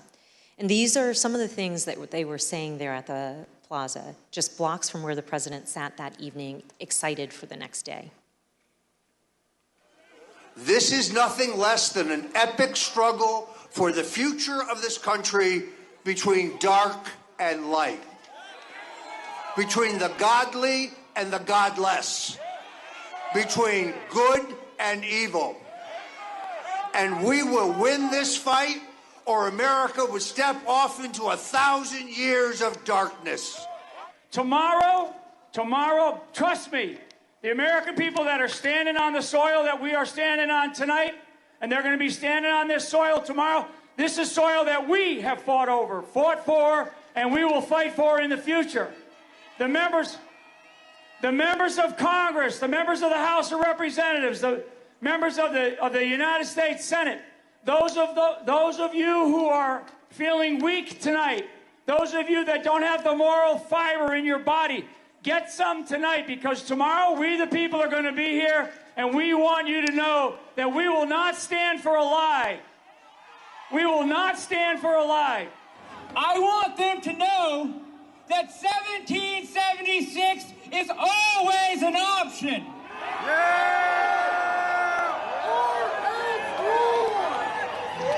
These degenerates in the deep state are going to give us what we want, or we are going to shut this country down. It's 1776. 1776. 1776. 1776.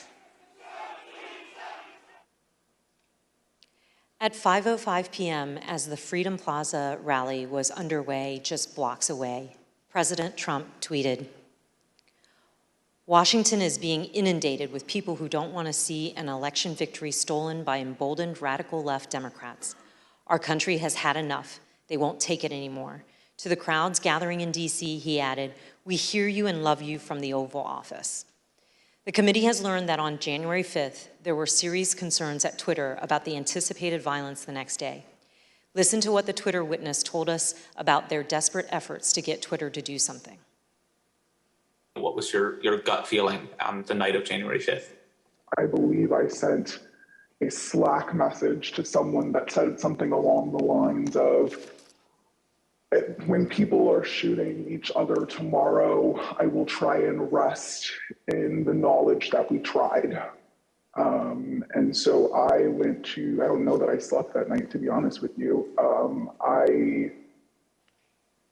I was on pins and needles because, again, for months I had been begging and anticipating and attempting to raise the reality that if we made no intervention into what I saw occurring, people were going to die. And on January 5th, I realized no intervention was coming. And even as hard as I had tried to create one or implement one, there was nothing, and we were at the whims and the mercy of a violent crowd that was locked and loaded. And just for the record, this was content that was echoing statements by the former president, but also Proud Boys and other known violent extremist groups? Yeah. There were also concerns among members of Congress. We have a recently released recording of a conversation that took place among Republican members in the U.S. Capitol on the eve of January 6th. This is Republican Congresswoman Debbie Lesko from Arizona, who led some of the unfounded objections to the election results. I also asked leadership to come up with a safety plan for members. I'm actually very concerned about this because we have who knows how many hundreds of thousands of people coming here. We have Antifa. We also have, quite honestly, Trump supporters who actually believe that we are going to overturn the election. And when that doesn't happen, most likely will not happen, they are going to go nuts. That same evening, as President Trump listened to the rally from the Oval Office, he was also working on his speech to be delivered the next day. And based on documents we've received from the National Archives, including multiple drafts of the president's speech, as well as from witness testimony, we understand how that speech devolved into a call to action and a call to fight. One of the first edits President Trump made to his speech was to incorporate his 5:05 p.m. tweet, revising his speech to say, "All of us are here today, do not want to see our election victory stolen by emboldened radical left Democrats. Our country has had enough. We will not take it anymore." He also added, "Together, we will stop the steal." President Trump's edits continued into the morning of January 6th.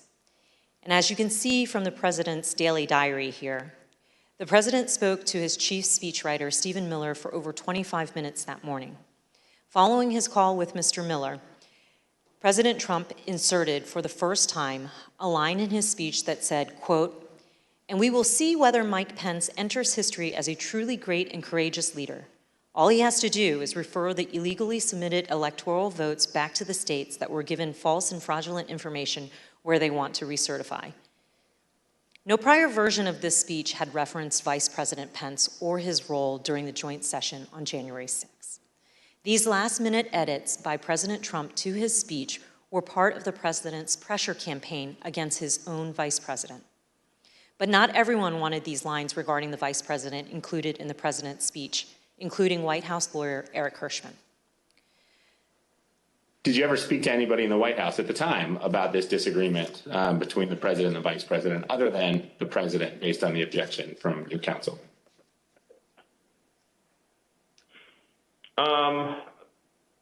Maybe had a brief conversation about it with Eric Hirschman.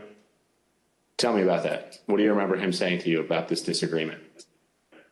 I just remember him saying that that he had a I don't want to get this wrong. Sort of something to the effect of thinking that it would be counterproductive. I think he thought to discuss the matter publicly. So it came up in the context of editing the president's speech on January the 6th? It just came up with the conversation where Eric knew it was in the speech, and so he had a sidebar with me about it. And so the speechwriters took that advice and removed the lines about Vice President Pence. And later that morning at 11:20 a.m., President Trump had a phone call with the vice president. And as the committee detailed in an earlier hearing, that phone call was, by all accounts, tense and heated. During this call, the vice president told the president that he would not attempt to change the outcome of the election. In response, the president called the vice president of the United States a wimp and other derogatory words. As you can see in this email, after Vice President Pence told President Trump that he would not unilaterally deliver him a second term in office, the speechwriters were directed to reinsert the Mike Pence lines. Here is how one of the speechwriters described President Trump's last-minute change to the speech. And as I recall, there was a very tough sentence about the vice president that was added.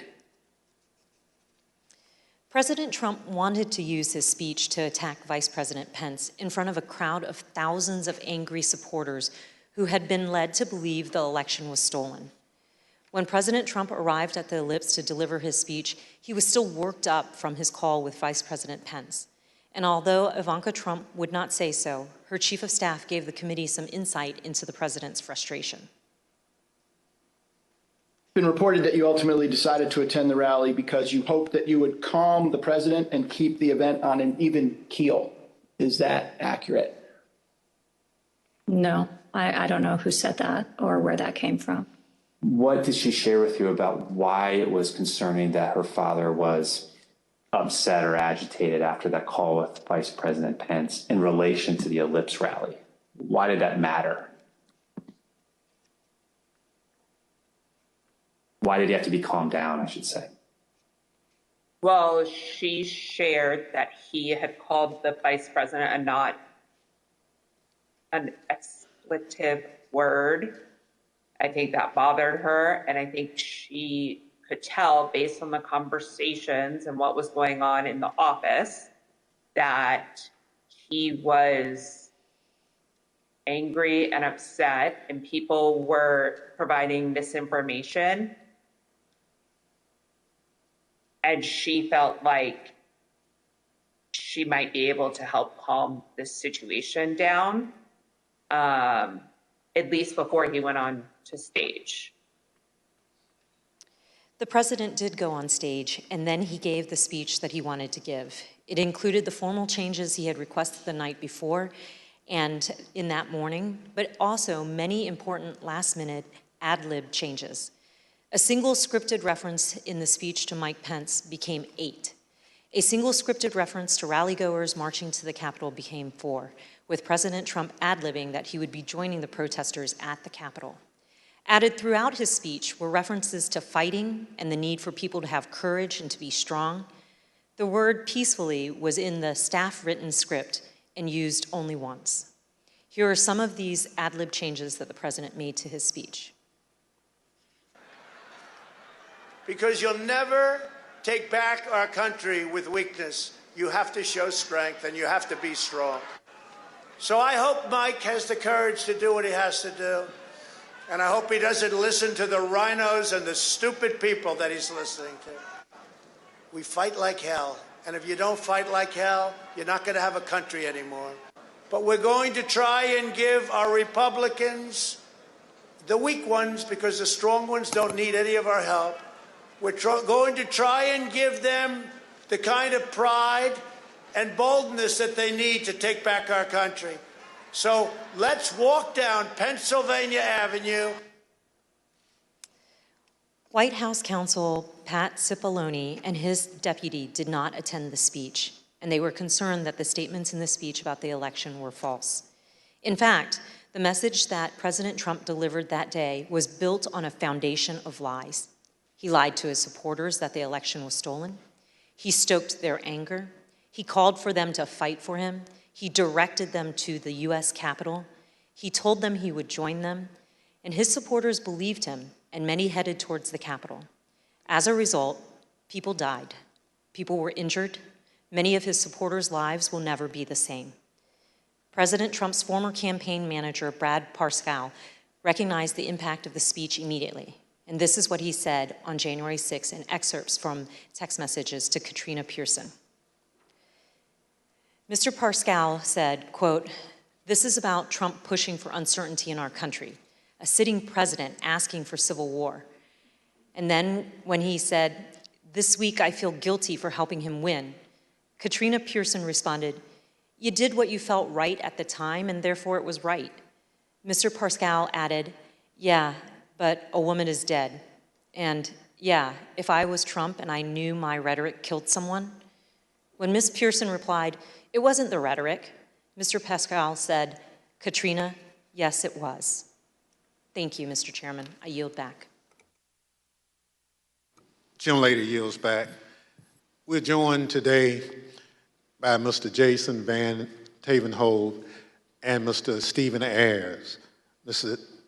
Tatenhove is an artist and journalist. He's a former spokesman of the Oath Keepers and a former close associate of Elmer Stewart Rhodes, the founder and president of the Oath Keepers, who has been charged with seditious conspiracy in relation to the Capitol attack.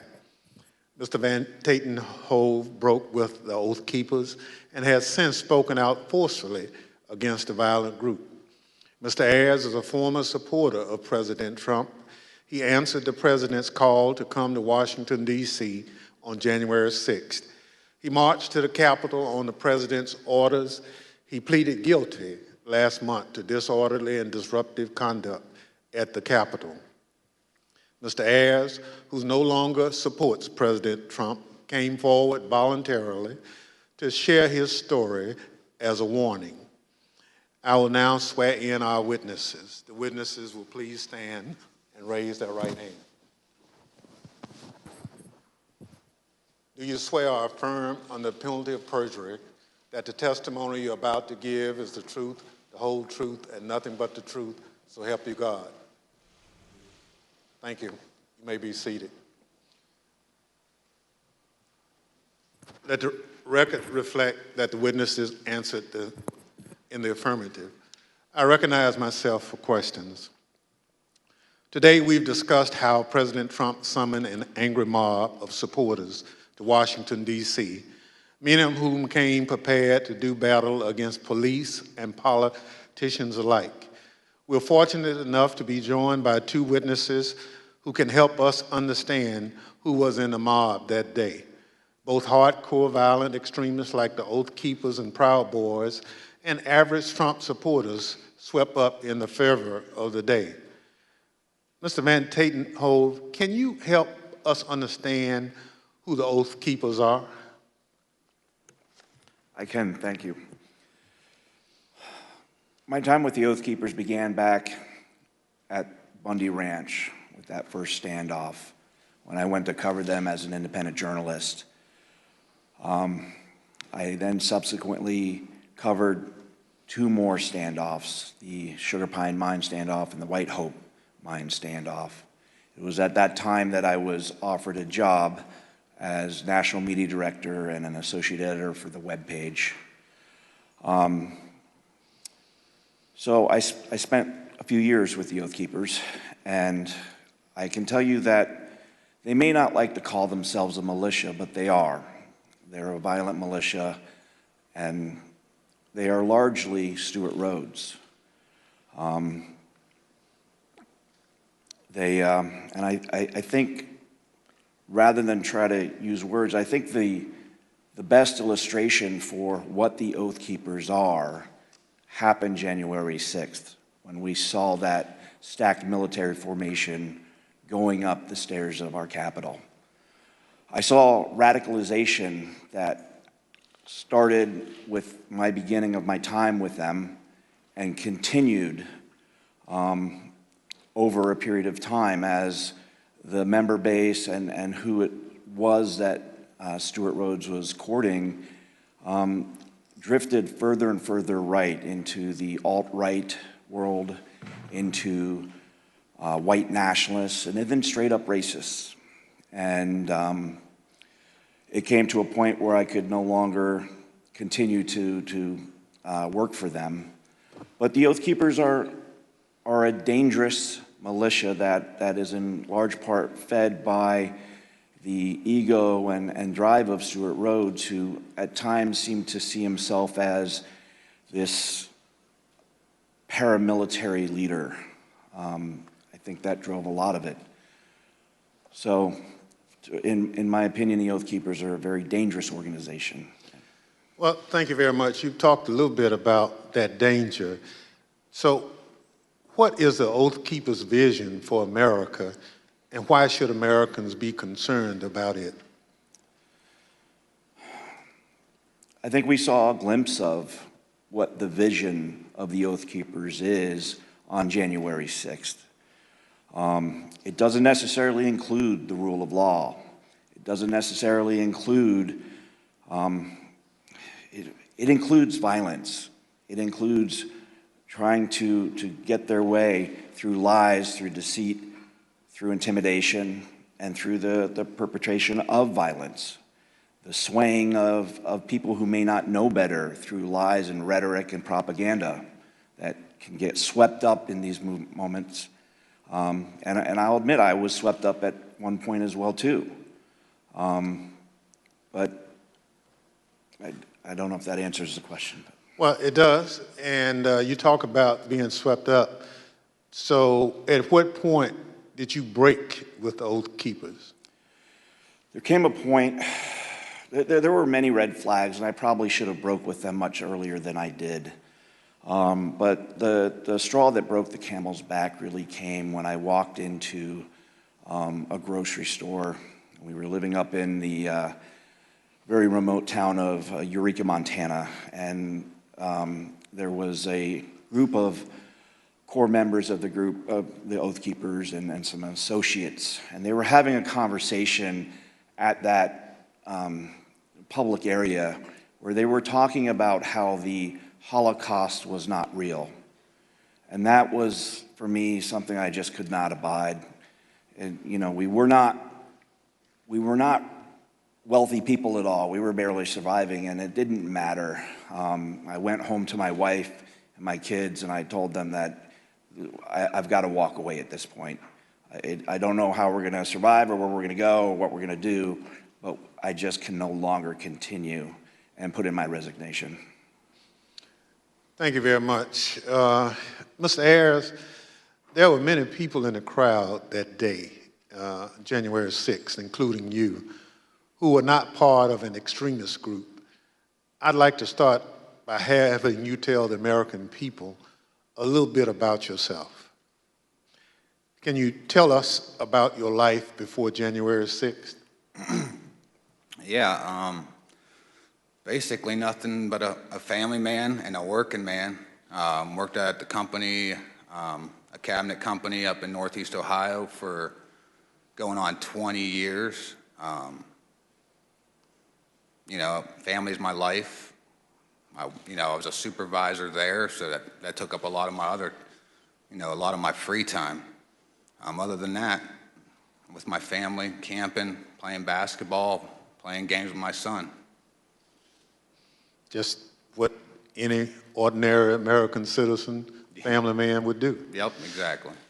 So this committee has reviewed thousands of hours of surveillance footage from January 6th. During this review, we identified you entering the Capitol as we see in this video. Mr. Ayres, why did you decide to come to Washington on January 6th?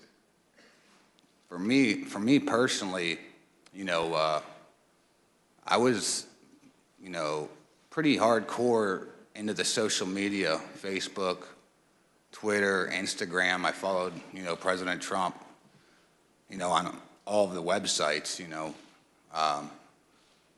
he basically put out, come to Stop the Steal rally, and I felt like I needed to be down here. So you basically learned about the rally on social media and at some point made a decision to come to Washington. Yep. I had some friends I found out were coming down, and I just hopped on with them right at the tail end when I found out and came down here with them. Thank you very much. The chair recognizes the vice chair, Ms. Cheney of Wyoming, for any questions she may have. Thank you very much, Mr. Chairman. Mr. Ayres, when you entered the Capitol last year, did you believe that the election had been stolen? At that time, yeah. Everything that I was seeing online, I definitely believed that that's exactly what that was the case. And when you heard from President Trump that the election was stolen, how did that make you feel? Oh, I was very upset, as were most of his supporters. That's basically what got me to come down here. And do you still believe the election was stolen? Not so much now. I got away from all the social media when January 6th happened. Basically deleted it all. I started doing my own research and everything. And for me, for something like that to be that, for that to actually take place, it's too big. There's no way you can keep something like that quiet, as big as something like that. With all the lawsuits being shot down one after another, that was mainly what convinced me. Well, and I think that's very important. And we've also talked about today and in previous hearings the extent to which the president himself was told that the election hadn't been stolen by his Justice Department, by his White House counsel, by his campaign. Would it have made a difference to you to know that President Trump himself had no evidence of widespread fraud? Oh, definitely. who knows, I may not have come down here then, you know. Thank you very much, Mr. Chairman. I yield back. Gentlelady yields back. Chair recognizes the gentlewoman from Florida, Ms. Murphy. Thank you, Mr. Chairman. You know, earlier today we showed how Donald Trump's December 19th tweet summoned both extremist groups as well as rank and file supporters of President Trump to come to Washington, D.C., average Americans. He told them to, quote, be there, we'll be wild, and they came. We showed how how President Trump repeatedly told them, fight, fight, fight, and they marched to the Capitol. Mr. Ayres, you were in that crowd at the rally, and then the crowd that marched to the Capitol. When you arrived on the ellipse that morning, were you planning on going to the Capitol? No, we didn't actually plan to go down there. You know, we went basically to see the Stop the Steal rally, and that was it. So why'd you decide to march to the Capitol? Well, basically, you know, the president, you know, got everybody riled up, told everybody to head on down. So we basically were just following what he said. After the president's speech, as you're marching down to the Capitol, how did you feel? I was, you know, I'm angry, you know, after everything that was basically said in the speech. You know, a lot of the stuff he said, he already put out in tweets. I've already seen it and heard it before. So, I mean, I was already worked up, and so were most of the people there. So as you started marching, did you think there was still a chance the election would be overturned? Yeah, at that time I did, you know, because everybody was kind of like in the hope that, you know, Vice President Pence was not going to certify the election. You know, also the whole time on our way down there, we kept hearing about this big reveal I remember us talking about, and we kind of thought maybe that was it. So that hope was there. Did you think that the president would be marching with you? Yeah, I think everybody thought he was going to be coming down. You know, he said in his speech, you know, kind of like he's going to be there with us. So, I mean, I think I believed it. I understand. We know that you illegally entered the Capitol that afternoon and then left the Capitol area later on. What made you decide to leave? Basically, when President Trump put his tweet out, we literally left right after that come out. You know, to me, if he would have done that earlier in the day, 1:30, you know, we wouldn't be in this. Maybe we wouldn't be in this bad of a situation or something. Thank you. Mr. Chairman, I yield back. Chair recognizes the gentleman from Maryland, Mr. Raskin. Thank you, Mr. Chairman. Mr. Van Tatenhove, in the run-up to January 6th, Stewart Rhodes publicly implored President Trump to invoke the Insurrection Act, the 1807 law that allows the president to call up militias to put down a rebellion against the United States. And I want to get your thoughts about this in the context of your prior relationship with Stewart Rhodes. I understand that you had conversations with Rhodes about the Insurrection Act. Why was he so fixated on that, and what did he think it would enable the Oath Keepers to do? Well, I think it gave him a sense of legitimacy, that it was a path forward to move forward with his goals and agendas. I think we need to quit mincing words and just talk about truths. And what it was going to be was an armed revolution. I mean, people died that day. Law enforcement officers died this day. There was a gallows set up in front of the Capitol. This could have been the spark that started a new civil war, and no one would have won there. That would have been good for no one. He was always looking for ways to legitimize what he was doing, whether by wrapping it in the trappings of it's not a militia, it's a community preparedness team. We're not a militia, we're an educational outreach group. It's a veteran support group.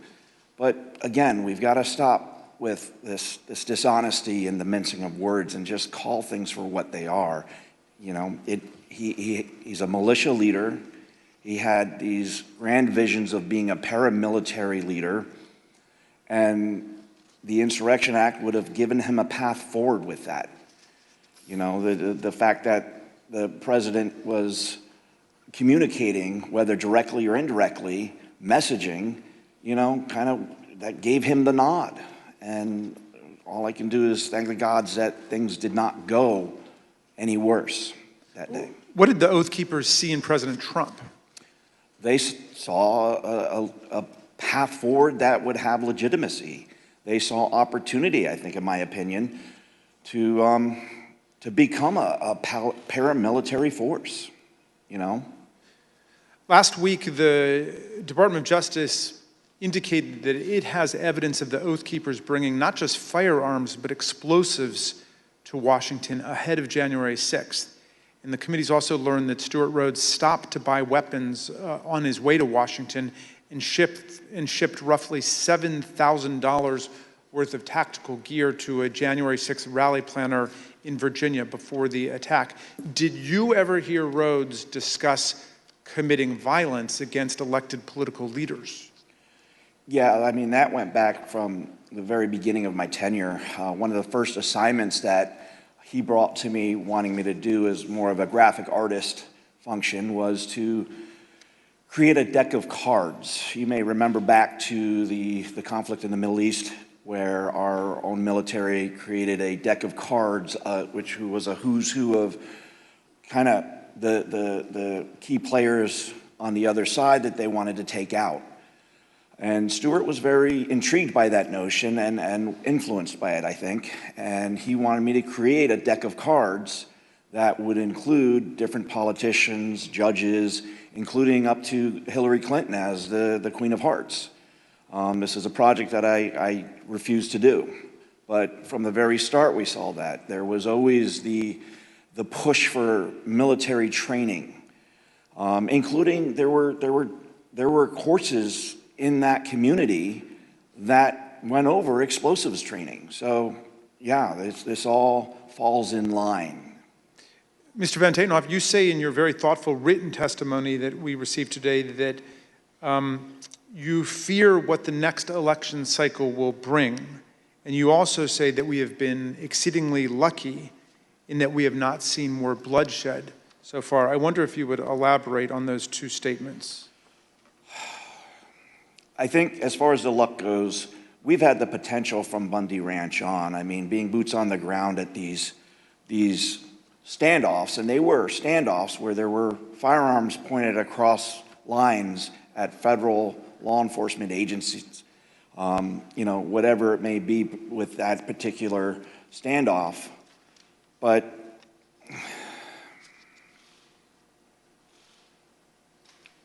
I think we've gotten exceedingly lucky that more bloodshed did not happen because the potential has been there from the start.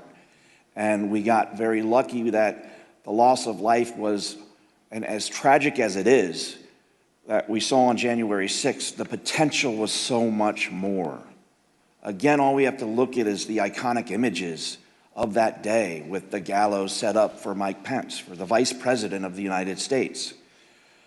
You know, and I do fear for this next election cycle because who knows what that might bring. If a president that's willing to try to instill and encourage to whip up a civil war amongst his followers using lies and deceit and snake oil, and regardless of the human impact, what else is he going to do if he gets elected again? All bets are off at that point. And that's a scary notion. I have 3 daughters. I have a granddaughter. And I fear for the world that they will inherit if we do not start holding these people to account. Thank you for your testimony, Mr. Van Tatenhove. Mr. Ayres, I first want to ask you about what finally caused you to leave on January the 6th. We know that the medieval-style combat with our police, the occupation of the building, this was going on for several hours until the president issued at 4:17 a tweet, I believe, that included a video telling people to go home. Did you see that, and did that have any effect on what you were doing? Well, when we were there, as soon as that come out, everybody started talking about it, and it seemed like it started to disperse, some of the crowd. Obviously, once we got back to the hotel room, we seen that it was still going on, but it definitely dispersed a lot of the crowd. And did you leave at that point? Yeah, we did. Yeah, we left. So, in other words, that was the key moment when you decided to leave, when President Trump told people to go home. Yeah, yep. We left right when that come out. You were not a member of an organized group like the Oath Keepers or the Proud Boys, as most of the crowd wasn't. I wonder, on January 6th, was it your view that these far-right groups like the Oath Keepers and Proud Boys and 3%ers and others were on your side? Did you have any reservations about marching with them and rallying with them? Well, I definitely didn't have a problem. I was probably following them online myself. I thought, hey, they're on our team, good. That's how I kind of looked at it at the time. I didn't have a problem with it. I thought it was a good thing. I'm interested in hearing about what's happened to you since the events of January 6th. You told the vice chair that you no longer believe Trump's big lie about the election, but that's what brought you originally to Washington. Looking back on it now, how do you reflect on the role that you played in the crowd that day, and what is going on in your life? Basically, I lost my job. Since this all happened, pretty much sold my house. So everything that happened with the charges, thank God, a lot of them did get dismissed because I was just holding my phone, but at the same time I was there. So I mean, it definitely, it changed my life, and not for the good, definitely not for the, for the better. Yeah, I mean, that's well, really all I could say. President Trump is still promoting the big lie about the election. How does that make you feel? It makes me mad because I was hanging on every word he was saying. Everything he was putting out, I was following it. I mean, if I was doing it, hundreds of thousands or millions of other people are doing it, or maybe even still doing it. It's like he just said about that. You got people still following and doing that. Who knows what the next election could come out? They could end up being down the same path we are right now. I mean, just don't know. Mr. Ayres, I see that your wife has joined you today, and welcome to Washington. We know this has been very difficult on you both and your family. What lessons, finally, do you want the American people to learn from the way you and your family have suffered as a result of these events? Biggest thing is I consider myself a family man, and I love my country. And I don't think any one man is bigger than either one of those. I think that's what needs to be taken. People dive into the politics, and for me, I felt like I had, like horse blinders on. I was locked in the whole time. Biggest thing for me is take the blinders off, make sure you step back and see what's going on before it's too late. Well, I want to thank you for your testimony and for appearing, both of you, today. And Mr. Chairman, I yield back to you. Gentleman yields back. I want to thank our witnesses for joining us today. The members of the Select Committee may have additional questions for today's witnesses, and we ask that you respond expeditiously in writing to those questions. Without objections, members will be permitted 10 business days to submit statements for the record, including opening remarks and additional questions for the witnesses. Without objection, the chair recognizes the gentleman from Maryland, Mr. Raskin, for a closing statement. Thank you, Mr. Chairman. When Donald Trump sent out his tweet, he became the first president ever to call for a crowd to descend on the capital city to block the constitutional transfer of power. He set off an explosive chain reaction among his followers, but no one mobilized more quickly than the dangerous extremists that we've looked at today. Seizing upon his invitation to fight, they assembled their followers for an insurrectionary showdown against Congress and the vice president.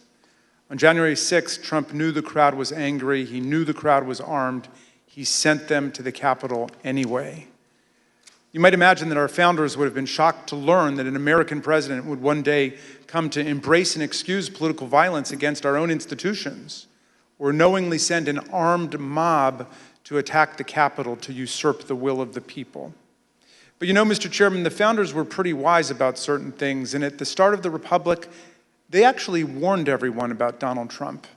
Not by name, of course, but in the course of advising about the certain prospect that ambitious politicians would try to mobilize violent mobs to tear down our own institutions in service of their insatiable ambitions. In the very first Federalist paper, Alexander Hamilton observed that history teaches that opportunistic politicians who desire to rule at all costs will begin first as demagogues, pandering to the angry and malignant passions of the crowd, but then end up as tyrants, trampling the freedoms and the rights of the people. A violent insurrection to overturn an election is not an abstract thing, as we've heard. Hundreds of people were bloodied, injured, and wounded in the process, including more than 150 police officers, some of them sitting in this room today. I want to give you an update on one officer who was badly wounded in the attack and is well known to the members of this committee because he testified before us last year. Sergeant Aquilino Gunnell is an Army veteran who spent a year on active combat duty in the Iraq War and then 16 years on the Capitol Force. Nothing he ever saw in combat in Iraq, he has said, prepared him for the insurrection where he was savagely beaten, punched, pushed, kicked, shoved, stomped, and sprayed with chemical irritants, along with other officers, by members of a mob carrying hammers, knives, batons, and police shields taken by force, and wielding the American flag against police officers as a dangerous weapon.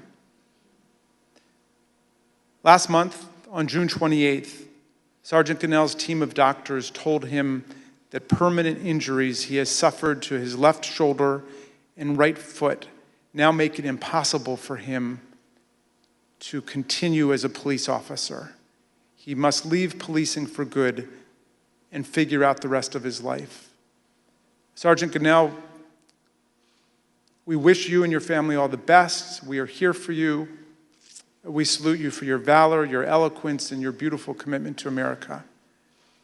I wonder what former President Trump would say to someone like Sergeant Gunnell, who must now go about remaking his life. I wonder if he could even understand what motivates a patriot like Sergeant Gunnell. In his inaugural address, Trump introduced one commanding image: American carnage. Although that turn of phrase explained little about our country before he took office, it turned out to be an excellent prophecy of what his rage would come to visit on our people. Mr. Ayres just described how the trust he placed in President Trump as a camp follower derailed his life and nearly wrecked his reputation and his family. A few weeks ago, we heard Shay Moss and her mother, Ruby Freeman, Speaker Rusty Bowers from Arizona, and Georgia's Secretary of State Brad Raffensperger describe how hate-filled intimidation campaigns by Trump and his followers made them prisoners in their homes and drove their stress and anxiety to soaring new heights when they refused to do Trump's bidding. American carnage, that's Donald Trump's true legacy. His desire to overthrow the people's election and seize the presidency interrupted the counting of electoral college votes for the first time in American history, nearly toppled the constitutional order, and brutalized hundreds and hundreds of people.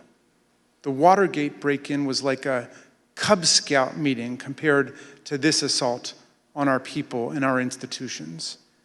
Mr. Chairman, these hearings have been significant for us and for millions of Americans, and our hearing next week will be a profound moment of reckoning for America. But the crucial thing is the next step. What this committee, what all of us will do to fortify our democracy against coups, political violence, and campaigns to steal elections away from the people. Unlike Mr. Ayres and Mr. Van Tatenhove, people who have recovered and evolved from their descent into the hell of fanaticism, Donald Trump has only expanded his big lie to cover January 6th itself. He asserts the insurrection was the real election, and the election was the real insurrection.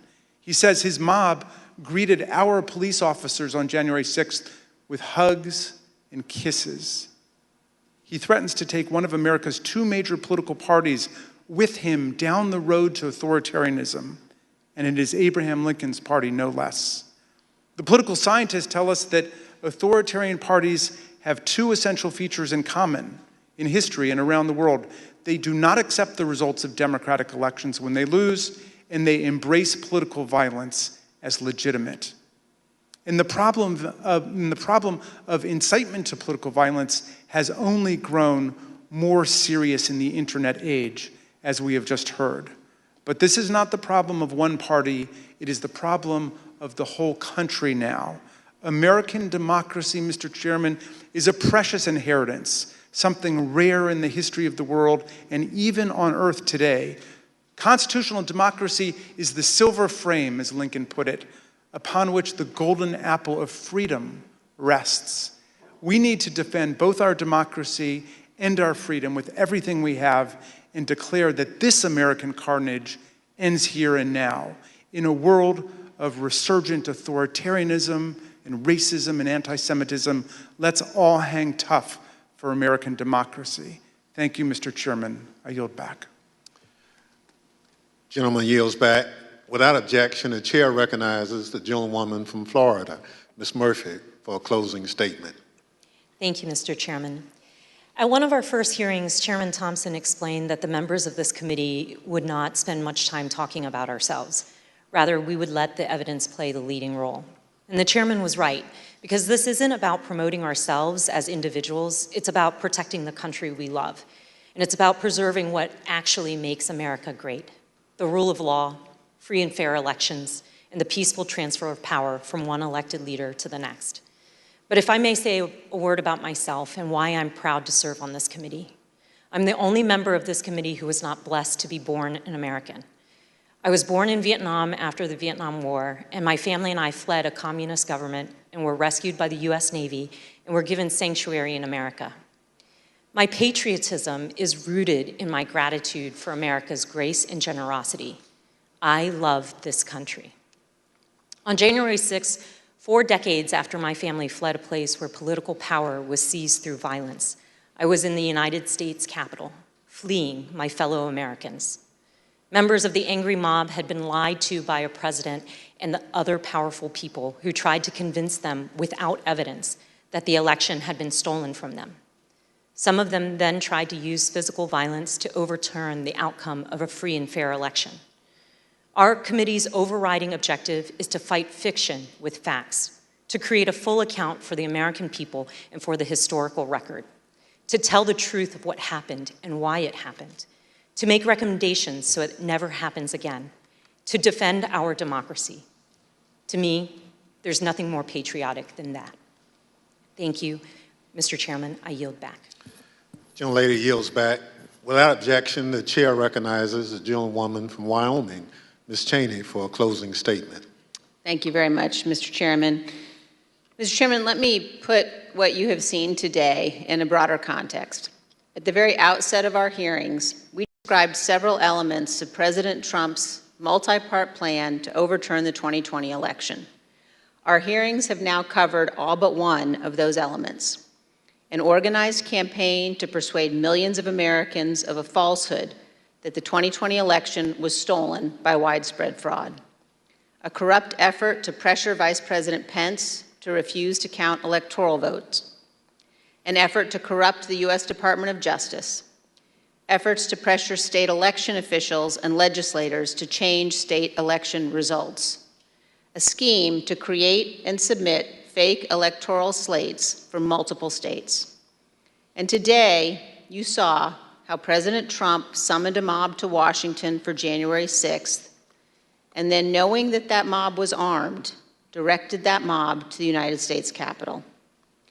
Every one of these elements of the planning for January 6th is an independently serious matter. They were all ultimately focused on overturning the election, and they all have one other thing in common. Donald Trump participated in each substantially and personally. He oversaw or directed the activity of those involved. Next week, we will return to January 6th itself. As we have shown in prior hearings, Donald Trump and his legal team, led by Rudy Giuliani, were working on January 6th to delay or halt Congress's counting of electoral votes. The mob attacking and invading the Capitol on that afternoon of January 6th was achieving that result. And for multiple hours, Donald Trump refused to intervene to stop it. He would not instruct the mob to leave or condemn the violence. He would not order them to evacuate the Capitol and disperse. The many pleas for help from Congress did no good. His staff insisted that President Trump call off the attack. He would not. Here are a few of the many things you will hear next week from Mr. Cipollone.